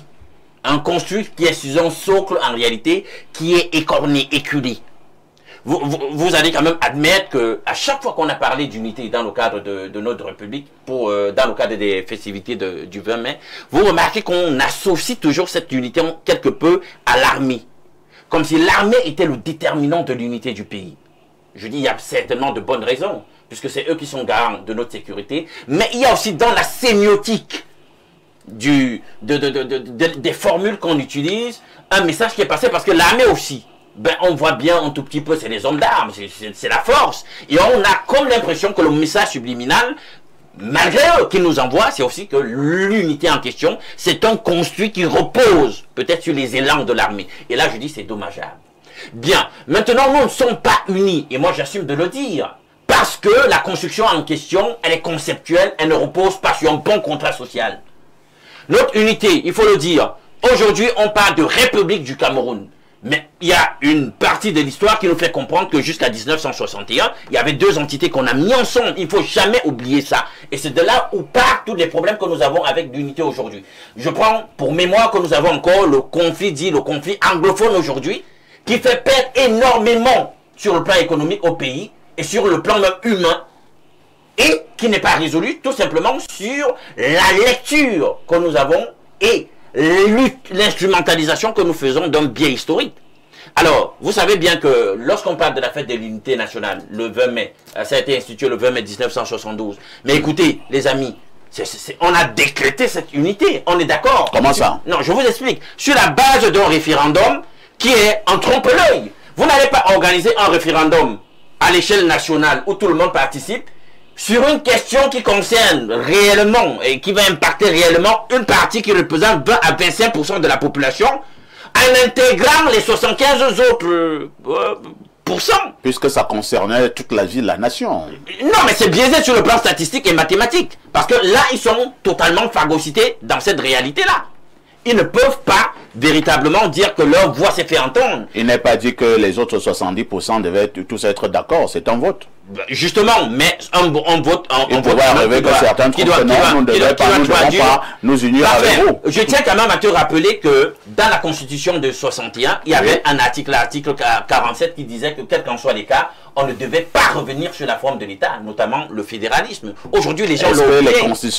Toutes les constitutions du monde sont appelées à être statiques? Bien, on évolue donc, on vient en 84, et en 84, on quitte même de la République donc unie, qui a été quelque peu, voilà, au travers d'une certaine ingénierie. On deviendra simplement République du Cameroun. République du Cameroun. Mais est-ce que le vocable uni l'a dérangé encore? C'est pour ça que j'ai parlé du contrat social. Est-ce que l'affaire a arrangé tout le monde? Tant qu'il y a des frustrations d'une part de la population, vous n'allez jamais, sur le plan sociopolitique, être unis. Et on voit bien que on a caché, on a essayé d'occulter cette réalité et elle nous revient à la figure. Merci. Il y a le conflit anglophone et il y a la problématique aussi de la pauvreté qui ne cesse pas de grandir tous les jours. Parce que l'enjeu ici, tant que sur le plan économique, on a une république polarisée où il y a ceux qui se sentent à l'aise, qui bénéficient de tous les privilèges, et ceux qui n'ont rien, où on nous fait comprendre qu'en réalité la pauvreté ne fait que devenir chaque jour un peu plus grandissante, on n'aura pas d'unité. Comment je serai uni avec toi parfait? Si toi tu vis bien, oh il y a assez pour tout le monde, tu vis bien, moi je ne vis pas bien. On ne sera jamais unis. C'est la question que je voulais poser à Pierre Blériot, mais vous m'avez dévancé, mais je vais justement lui poser cette question. Blériot, quand nous parlons d'unité dans ce pays, est-ce qu'on ne devrait pas également voir un tout petit peu les fractures sociales? Quel est ce pays où nous avons quelques riches qui se sont accaparés de tout et une grande majorité dans la misère? Dans un contexte comme celui-là, est-ce qu'on peut réellement parler d'unité? Alors, il y a une réalité dans la lutte des classes, parce qu'on reprochait à Kwame Nkrumah de parler de la lutte des classes en Afrique. On disait que non, nous n'avons pas la lutte des classes, nous avons la lutte tribale. Kwame Nkrumah disait non, nous avons aussi la lutte des classes. Nos classes sont spécifiques. Parfait à ici, ce sont les pauvres qui ne comprennent pas les enjeux. Entre les riches, il n'y a pas de problème. Quand les gars se passent des marchés publics là pour bouffer l'argent, ils ne parlent pas d'ethnie. Je te donne ça, tu me ramènes tant. Mais je dis, vous, à leur niveau, vous n'entendrez pas parler d'ethnie. Vous comprenez? C'est quand les riches retournent maintenant dans leur petite structure, parce qu'il leur faut une base politique pour être admirés au niveau national, qui viennent créer artificiellement le tribalisme. Encore qu'il faut distinguer le tribalisme d'avec la tribalité. Quand il y a une société au Cameroun, les Camerounais veulent bien que ce soit les Camerounais qui travaillent en priorité, pas les Guinéens. Est-ce qu'on va dire que c'est le fait de détester les Guinéens? Vous revenez au niveau micro. Si Haïti a une société qui est basée à Vengue ou bien à Nkolo-Veng, qui fait dans l'agriculture, il ne serait pas bon qu'Haïti abandonne les jeunes de là pour aller ramasser, prendre des gens ailleurs. Oh, il y a une terre. Non. Les jeunes de là vont revendiquer. Les parents vont... Ça, c'est la tribalité. Mais si tu dis que de manière systématique, tu n'accueilleras personne qui ne soit pas d'un Nkolo-Veng, là, on entre dans le tribalisme. Il y a donc un minimum. C'est pour cela qu'on demande aux gens d'avoir des représentations sociologiques. Ça aussi, au Cameroun, c'est récent. et c'est de fabrication politicienne. Ce que vous décriviez des ministères. Aujourd'hui, la plupart des ministères sont des ministères politiques. Ce ne sont pas des ministères de technocrates. On nomme quelqu'un ministre parce qu'il a aidé à gagner l'élection dans son village. Du coup, on le nomme aussi. Regardez ce. Il félicitait le RDPC. Non. C'est le RDPC sous le régime de Biya qui a exacerbé le tribalisme. Et je vais vous montrer. Oui. Quand tu es ministre des Transports, comme Galé Bibé est ministre des Transports, il est nommé en même temps représentant départemental du RDPC dans la Sanaga maritime. Il est nommé encore membre de comment vous appelez ça, votre comité central du RDPC. Qu'est-ce qu'on demande en Galé en premier? Ce n'est pas de bien assurer le ministère des Transports, c'est d'assurer la victoire de Biya dans la Sanaga maritime. Exactement. Et donc, c'est ça, sa feuille de route. C'est ça, sa première feuille de route. Donc, même si la feuille de le domaine des transports ne marche pas, mais je dis la première. Il peut assurer la réélection du président dans la Salada maritime. La feuille de Ngale Bibé est comme de tous les autres qu'on pourrait citer dans tous les autres départements. On instrumentalise les ministres aux fins politiques. Une fois donc que Ngale doit assurer la victoire du RDPC dans la Sanaga maritime, qu'est-ce qu'il va faire? Il va donc davantage recruter, là où il le peut, les enfants issus de la Sanaga maritime, qui seront son leitmotiv, ce recrutement électoral. Au moment de l'élection, il va donc dire que vous avez vu que j'ai fait ceci, j'ai recruté vos enfants, et ainsi de suite. Donc on a obligé les hommes, les ministres, à devenir des acteurs directs de la politique. Et ça, c'est la technique. Et d'ailleurs, dès qu'on perd, tu perds l'élection dans ton département, Biya t'enlève ministre. Donc tu es le ministre de ton département. Exactement. Bello Bouba est le ministre de son département. Issa Tiroma est le ministre de son département. Nganou Ndjoumessi est le ministre de son département. Et vous allez voir que dans leurs agissements, Nganou s'assure que quand il fait les routes du côté de l'ouest vers son département, que les personnes soient importantes. Pour leur dire que vous voyez comment j'ai fait ça ici, non? C'est ça. Et donc, quand il finit de faire ces trucs comme ça, il part donc faire la campagne électorale de ce côté-là. Bon, si les routes de l'ouest, du sud, ne sont pas goudronnées, on va accuser quel ministre? Il n'y a pas de ministre des routes là-bas. Il y a donc d'autres ministres. Le ministre, vous avez tous les ministres là. Le ministre des Finances. Lui, Paul. Bon, lui, il a deux tribus aussi, comme la plus. Lui, c'est à la fois le sud qui doit venir au ministère, mais aussi le nord. Parce que. Donc, voilà comment vous tribalisez le gouvernement. Chacun commence à tirer ses frères, même les cueilleurs de vin de palme, tout le monde vient à Yaoundé. C'est comme ça. C'est le RDPC qui a exacerbé cela. Et maintenant, au niveau des élections, vous voyez comment ça se dessine. Au départ, si on devait voter sur la base tribale, comment un boulot pourrait gagner l'élection au Cameroun? Ne confondez pas Boulou et Petit. Parce que les gens font peur. Comment un boulot? Les boulots sont une minorité au Cameroun. Tout à fait. Mais comment un boulot a gagné les élections? Si c'est encore que qui vous dit que les boulots veulent forcément du boulot. On impose aux gens des idées. Aujourd'hui, quand moi je parle à la télé, on dit tu ne soutiens pas tes frères. On ne se rend pas compte qu'on me pousse au tribalisme. C'est-à-dire si je dois voter Cabral, n'est-ce pas? Ouais. Pourquoi? Parce qu'il est bassa comme toi. Voilà. C'est la principale raison pour laquelle je dois le voter. Parce qu'il est bassa comme moi. Si je dis que je ne vote pas Cabral, c'est que je n'aime pas les bassas. On dit que tu es traître. Bon, mais moi je leur pose donc une question. J'ai posé cette question au Bambon Bassa. Les bassas, c'est quelle population au Cameroun? Si tous les bassas votent Cabral et tous les non-bassas ne votent pas Cabral, Cabral ne deviendra jamais président. Et qui deviendra président? Jamais. Comment vous raisonnez que vous êtes donc plus intelligent que tout le monde. Tous les bassas vont voter Cabral. Et les autres, vous allez leur dire de voter Cabral, pourquoi? C'est compris.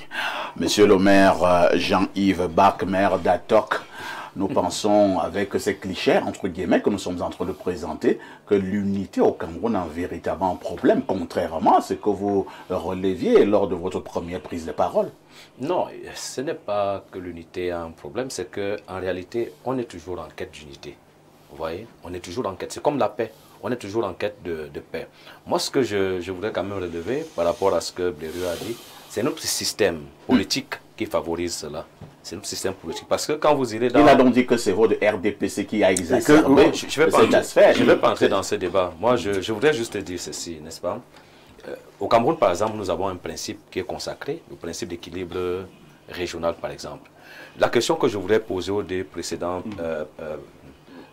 panélistes, c'est que, en réalité, lorsqu'on dit qu'un ministère du vigile jusqu'en haut, c'est une tribu. Alors, est-ce que les ministres sont à vie dans des ministères? Qu'est-ce qu'ils font quand ils vont dans un autre ministère? Ils font la même chose. Ils portent. Bah alors, qu'est-ce qu'on fait dans des gens qui sont restés dans d'autres ministères? Non, là où le ministre peut mettre quelqu'un, il met ça. Donc, il faut comprendre que c'est des remplacements, c'est des choses... En réalité, dans des sociétés où, par exemple... Qu'est-ce que vous voulez démontrer? Ce que je voudrais démontrer par là, c'est que les oiseaux volent par plumage. C'est-à-dire? Vous comprenez? J'ai dit l'unité. On parle d'unité quand il y a des différences. C'est-à-dire les gens sont appelés à se mettre ensemble étant différents. Là, on pourrait parler d'unité. Vous n'allez pas imposer, par exemple, quand je parle des oiseaux qui volent par plumage, par exemple, aujourd'hui, on a eu un débat peut-être en off sur le fait qu'une certaine génération confisque, par exemple, le pouvoir. Vous n'allez pas empêcher cela. C'est-à-dire que moi, par exemple, si je suis nommé ministre aujourd'hui, je n'irai pas chercher, par exemple, mon chef de cabinet très loin. J'irai le chercher soit parmi mes amis que je maîtrise mieux. Mais écoutez bien, ce ne sont pas mes amis que je maîtrise. Comme par exemple un proche de la famille. Entre autres, c'est ces équilibres. Pourquoi un proche de la famille, forcément? Non, j'ai dit bien pour quelqu'un que je connais mieux. Je sais pas, peut-être, j'ai dit, ça peut être un ami. Mais ça peut être une connaissance, ça peut être un camarade. C'est leurs cousins qui sont là. Ça peut être un camarade. Vous savez ce qu'on appelle la promotion. Je n'ai pas été dans les grandes écoles, comme par exemple les NAM, l'INGS et autres. Vous savez, les promotions sont comme des sectes. Hein. Quand vous les voyez là, ils font cela. C'est ce que j'ai parlé des oiseaux qui volent par plumage. Vous ne pouvez pas empêcher cela. Ce qui dérange, par exemple, au Cameroun, je vais prendre le risque de le dire, c'est qu'il y a trop d'États. Il y a trop d'États. Dans une société libérale, capitaliste, où, par exemple, le privé où on recherche le rendement, on ne parlerait pas de ce type de débat. C'est le rendement. Parce que quand vous voudriez attacher cela à la tribu, si, par exemple, je suis ministre, on appelle ça quoi? L'opportunité. Je suis juge d'opportunité de qui je prends le pouvoir discrétionnaire, c'est ça. Le pouvoir discrétionnaire, je peux prendre, vous avez peut-être un master, vous remplissez tous les critères pour peut-être occuper un poste. Pourquoi je vais m'empêcher de vous prendre parce que vous êtes mon frère? Vous voyez, c'est des situations assez délicates. Mais, au fond, ce que vous avez dit est important, ce qu'il a dit sur l'unité, parce qu'il y a des éléments qui fragilisent l'unité. Vous voulez bien être ensemble, mais vous voyez comment certaines personnes vous narquent par leur façon de vivre, comme si, parce qu'on dit que les biens de la terre sont communs. Vous savez très bien que ce monsieur qui roule en Prado, qui construit des grandes maisons, ce sont nos biens qu'il utilise comme ça. C'est ça qui fragilise le sentiment d'unité, parce que vous avez l'impression que ils sont eux, et vous êtes vous êtes marginalisés. Merci, voilà. Merci monsieur le maire. Repartons rapidement du côté de la messagerie, et là j'ai le plus 61, Blériot, il s'agit de l'Australie. Oh là. Alors, que dire aux téléspectateurs du côté de l'Australie? Bonjour à tous sur le plateau de ce jour. Un bonjour particulier à mon grand monsieur Casto. Chaque jour, on nous demande sur ce plateau de faire des contrats avant de s'engager dans des affaires avec les amis, les membres de nos familles et autres. Mais on a l'impression que ce que les autres ont subi avec la famille ne nous a toujours pas servi de leçon. Je conseille à la dame de laisser qu'elle récupère son argent et investi. S'il vous plaît, monsieur Parfait, ici, souhaitez-moi un joyeux anniversaire. J'ai 1 an de plus ce jour. Merci d'avance. Bonne journée à vous. C'est Berthe Emilien depuis Melbourne, en Australie. Joyeux anniversaire, Berthe Emilienne. Il fait nuit là-bas en ce moment. Et oui, en ce moment, il fait nuit de ce côté. Autre message ce jour. Bonjour le panel. Que veut dire en droit un mandat représentatif d'un élu? Toi qui veux le texte qui donne la légitimité à Kamto de se présenter. J'ai failli dire confère libre expression d'hier. Vous allez savoir. Différence entre le mandat impératif et le mandat représentatif. Autre message ce jour, 241. Il s'agit là du Gabon. Le Cameroun attend quoi pour supprimer le poste de sous-préfet ici au Gabon? Ça n'existe pas. Chacun a son problème. Hein? Autre message ce jour. Bonjour à vous sur le plateau. Un coucou à Alain Douk depuis Mbalmayo. Ah, c'est un coucou. Bon, si c'est un coucou, je présume que c'est une femme qui écrit. Hein? Est-ce qu'un homme fait aussi un coucou à notre homme? Non, moi, je suis en plus. Non. On n'en sait rien, c'est donc il y a le téléphone là-bas qui dit ça, moi, je sais pas. Non, elle n'a pas dit ça, c'est une femme, ça, bon, il ou elle, bon. Alors, repartons toujours de 141, le Gabon, bonjour Info TV. Le vrai débat sans passion et avec objectivité, c'est plutôt entre le presque... Alors, vraiment... vous êtes au Gabon, vous vous adressez avec beaucoup de condescendance à notre président. Alors que nous respectons votre président, hein, le président Oligui Nguema. Et qui est aussi arrivé bizarrement. Et qui lui-même est arrivé par les moyens. On vous a même accompagné. On vous a accompagné. Donc respectez aussi notre président. Voilà. Et je ne lis pas ce message. Je saute. Autre préoccupation, bonjour à vous. Je pense que le professeur Abba Yono Jean Calvin pourrait accepter le duel car il aurait évoqué dans une chaîne concurrente hier soir. Organisez-nous le débat de l'année. Merci, c'est Mathieu de la Maïture Biting qui envoie donc ce message. Autre préoccupation, bonjour parfait. C'est avec... C'est avec une tristesse dans le cœur que je vous écris ce matin pour le décès de mon père qui était un habitué de votre programme, le nommé Monsieur Mani Jean-Marie. Oh là là, paix à son âme, hein, paix à l'âme de votre père. Pour la dénonciation, on parle chaque jour ici, les gens ne comprennent pas. D'accord. Autre, oui, les gens pensent que nous sommes là en train de jouer, alors que nous leur disons des vérités, ils ne comprennent pas. Et ils se font toujours arnaquer. Allons au 222. Il s'agit de quel pays? C'est la Mauritanie. C'est la Mauritanie. Que dit le téléspectateur du côté de la Mauritanie? Bonjour, monsieur Aïssi. J'espère que la dénonciation de Blero Niemek ne concerne pas, et dans le nom d'un ministre, hein? Comment ça? Un ministre qui donne 30 millions à sa sœur. Il dit, il ne concerne pas... Bon, vraiment, je vais préférer sauter. Non. Bon, je vais préférer sauter. Les gens ont trop de problèmes. Alors, allons rapidement au plus 33, c'est la France. Bonjour, parfait ici. Le king de la modération, le seul journaliste qui frappe bien le Zagor, le seul qui monte encore et encore. Je comprends pas cette expression. Hein. Frapper bien le Zagor, c'est pas ce que ça veut dire. Parfait, le Cameroun est vraiment inquiétant. La tournure tribaliste que prend la politique actuellement dans notre pays m'inquiète. Je me demande si on pourra s'en extirper. Je me pose aussi la même question. Et voilà pourquoi je vais préférer dire merci à tous ceux qui nous ont accompagnés ce matin. Merci et bonne fête par anticipation, Bernard. Merci beaucoup. Vous êtes invité au palais? Avant, quand le pays était comme il était, on nous invitait. Aujourd'hui, je vais vous dire que les gens vendent les billets d'invitation.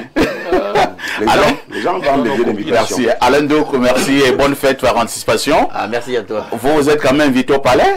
Oh, je ne suis pas encore à ce niveau. Il y a pas un sondage sur ce plateau. Hein? Mon consultant Pierre Blero, merci. Et bonne fête par anticipation. Merci. Vous, par contre, vous êtes invité au palais? Non, personne n'aurait l'idée de m'inviter. Et même si on venait à m'inviter, je ne déclinerais pas l'invitation, mais je serais un mauvais convive. Parce que je passerai le temps à dire des choses pas gentilles aux gens. C'est bien. Monsieur le maire, merci d'avoir été là ce matin. Vous êtes invité au palais? Non, mais je suis maire et je dois... Vous devez être à votre circonscription, c'est vrai. La route immédiatement. Puisque vous-même, vous allez d'ailleurs recevoir les gens. Voilà, très bien, merci. Bon, maintenant, le modérateur, est-ce que lui-même a été invité au palais? J'ai vu une liste de journalistes. Hein, ah bon? Au palais. Tu as vu mon nom? Non, il n'y avait pas. Voilà. Moi-même, je n'ai pas été invité au palais. Non, en fait, on n'invite pas encore Info TV. Votre ligne éditoriale ne correspond pas encore à la réalité du palais. Ah bon? Oui, oui. Oh là là. Info TV fait là. Vous faites quoi? Nous, à Info TV, nous ne faisons rien pour le palais. C'est clair. Mais il faut être clair. Nous disons, c'est même ce qu'on nous reproche. C'est pour ça que tout le monde nous déteste, l'opposition nous déteste, le régime nous déteste. Parce que le régime voudrait... Non, le régime voudrait que nous nous prononcions. Il y a des chaînes de télévision ici. J'ai suivi un DG dit, moi je suis pour Biya. Oui. Que ma télé c'est pour Biya. Oui. Si tu viens ici, tu es contre Biya, on te chasse. Oui. Ici, même le PDG ne nous a pas encore dit que lui, il est pour Biya. Mais moi, je viens ici pour... Mais tu es comme invité. Tu es invité, tu as ton affaire. C'est ton affaire. Bon, on constate donc que personne n'a été invité au palais ici. Mais nous allons continuer à travailler hein, et à soutenir les institutions de la République. Lorsque nous avons dit cela, bonne fête de l'unité à tous les Camerounais à travers le monde. La grande parade, ce sera demain du côté du boulevard de 20 mai. Une grande parade qui sera, comme d'habitude, dirigé par le président de la République, son Excellence Paul Biya, naturellement, accompagné de Madame Chantal Biya, sa douce épouse. Une question tout de même avec tout ceci. Que faites-vous?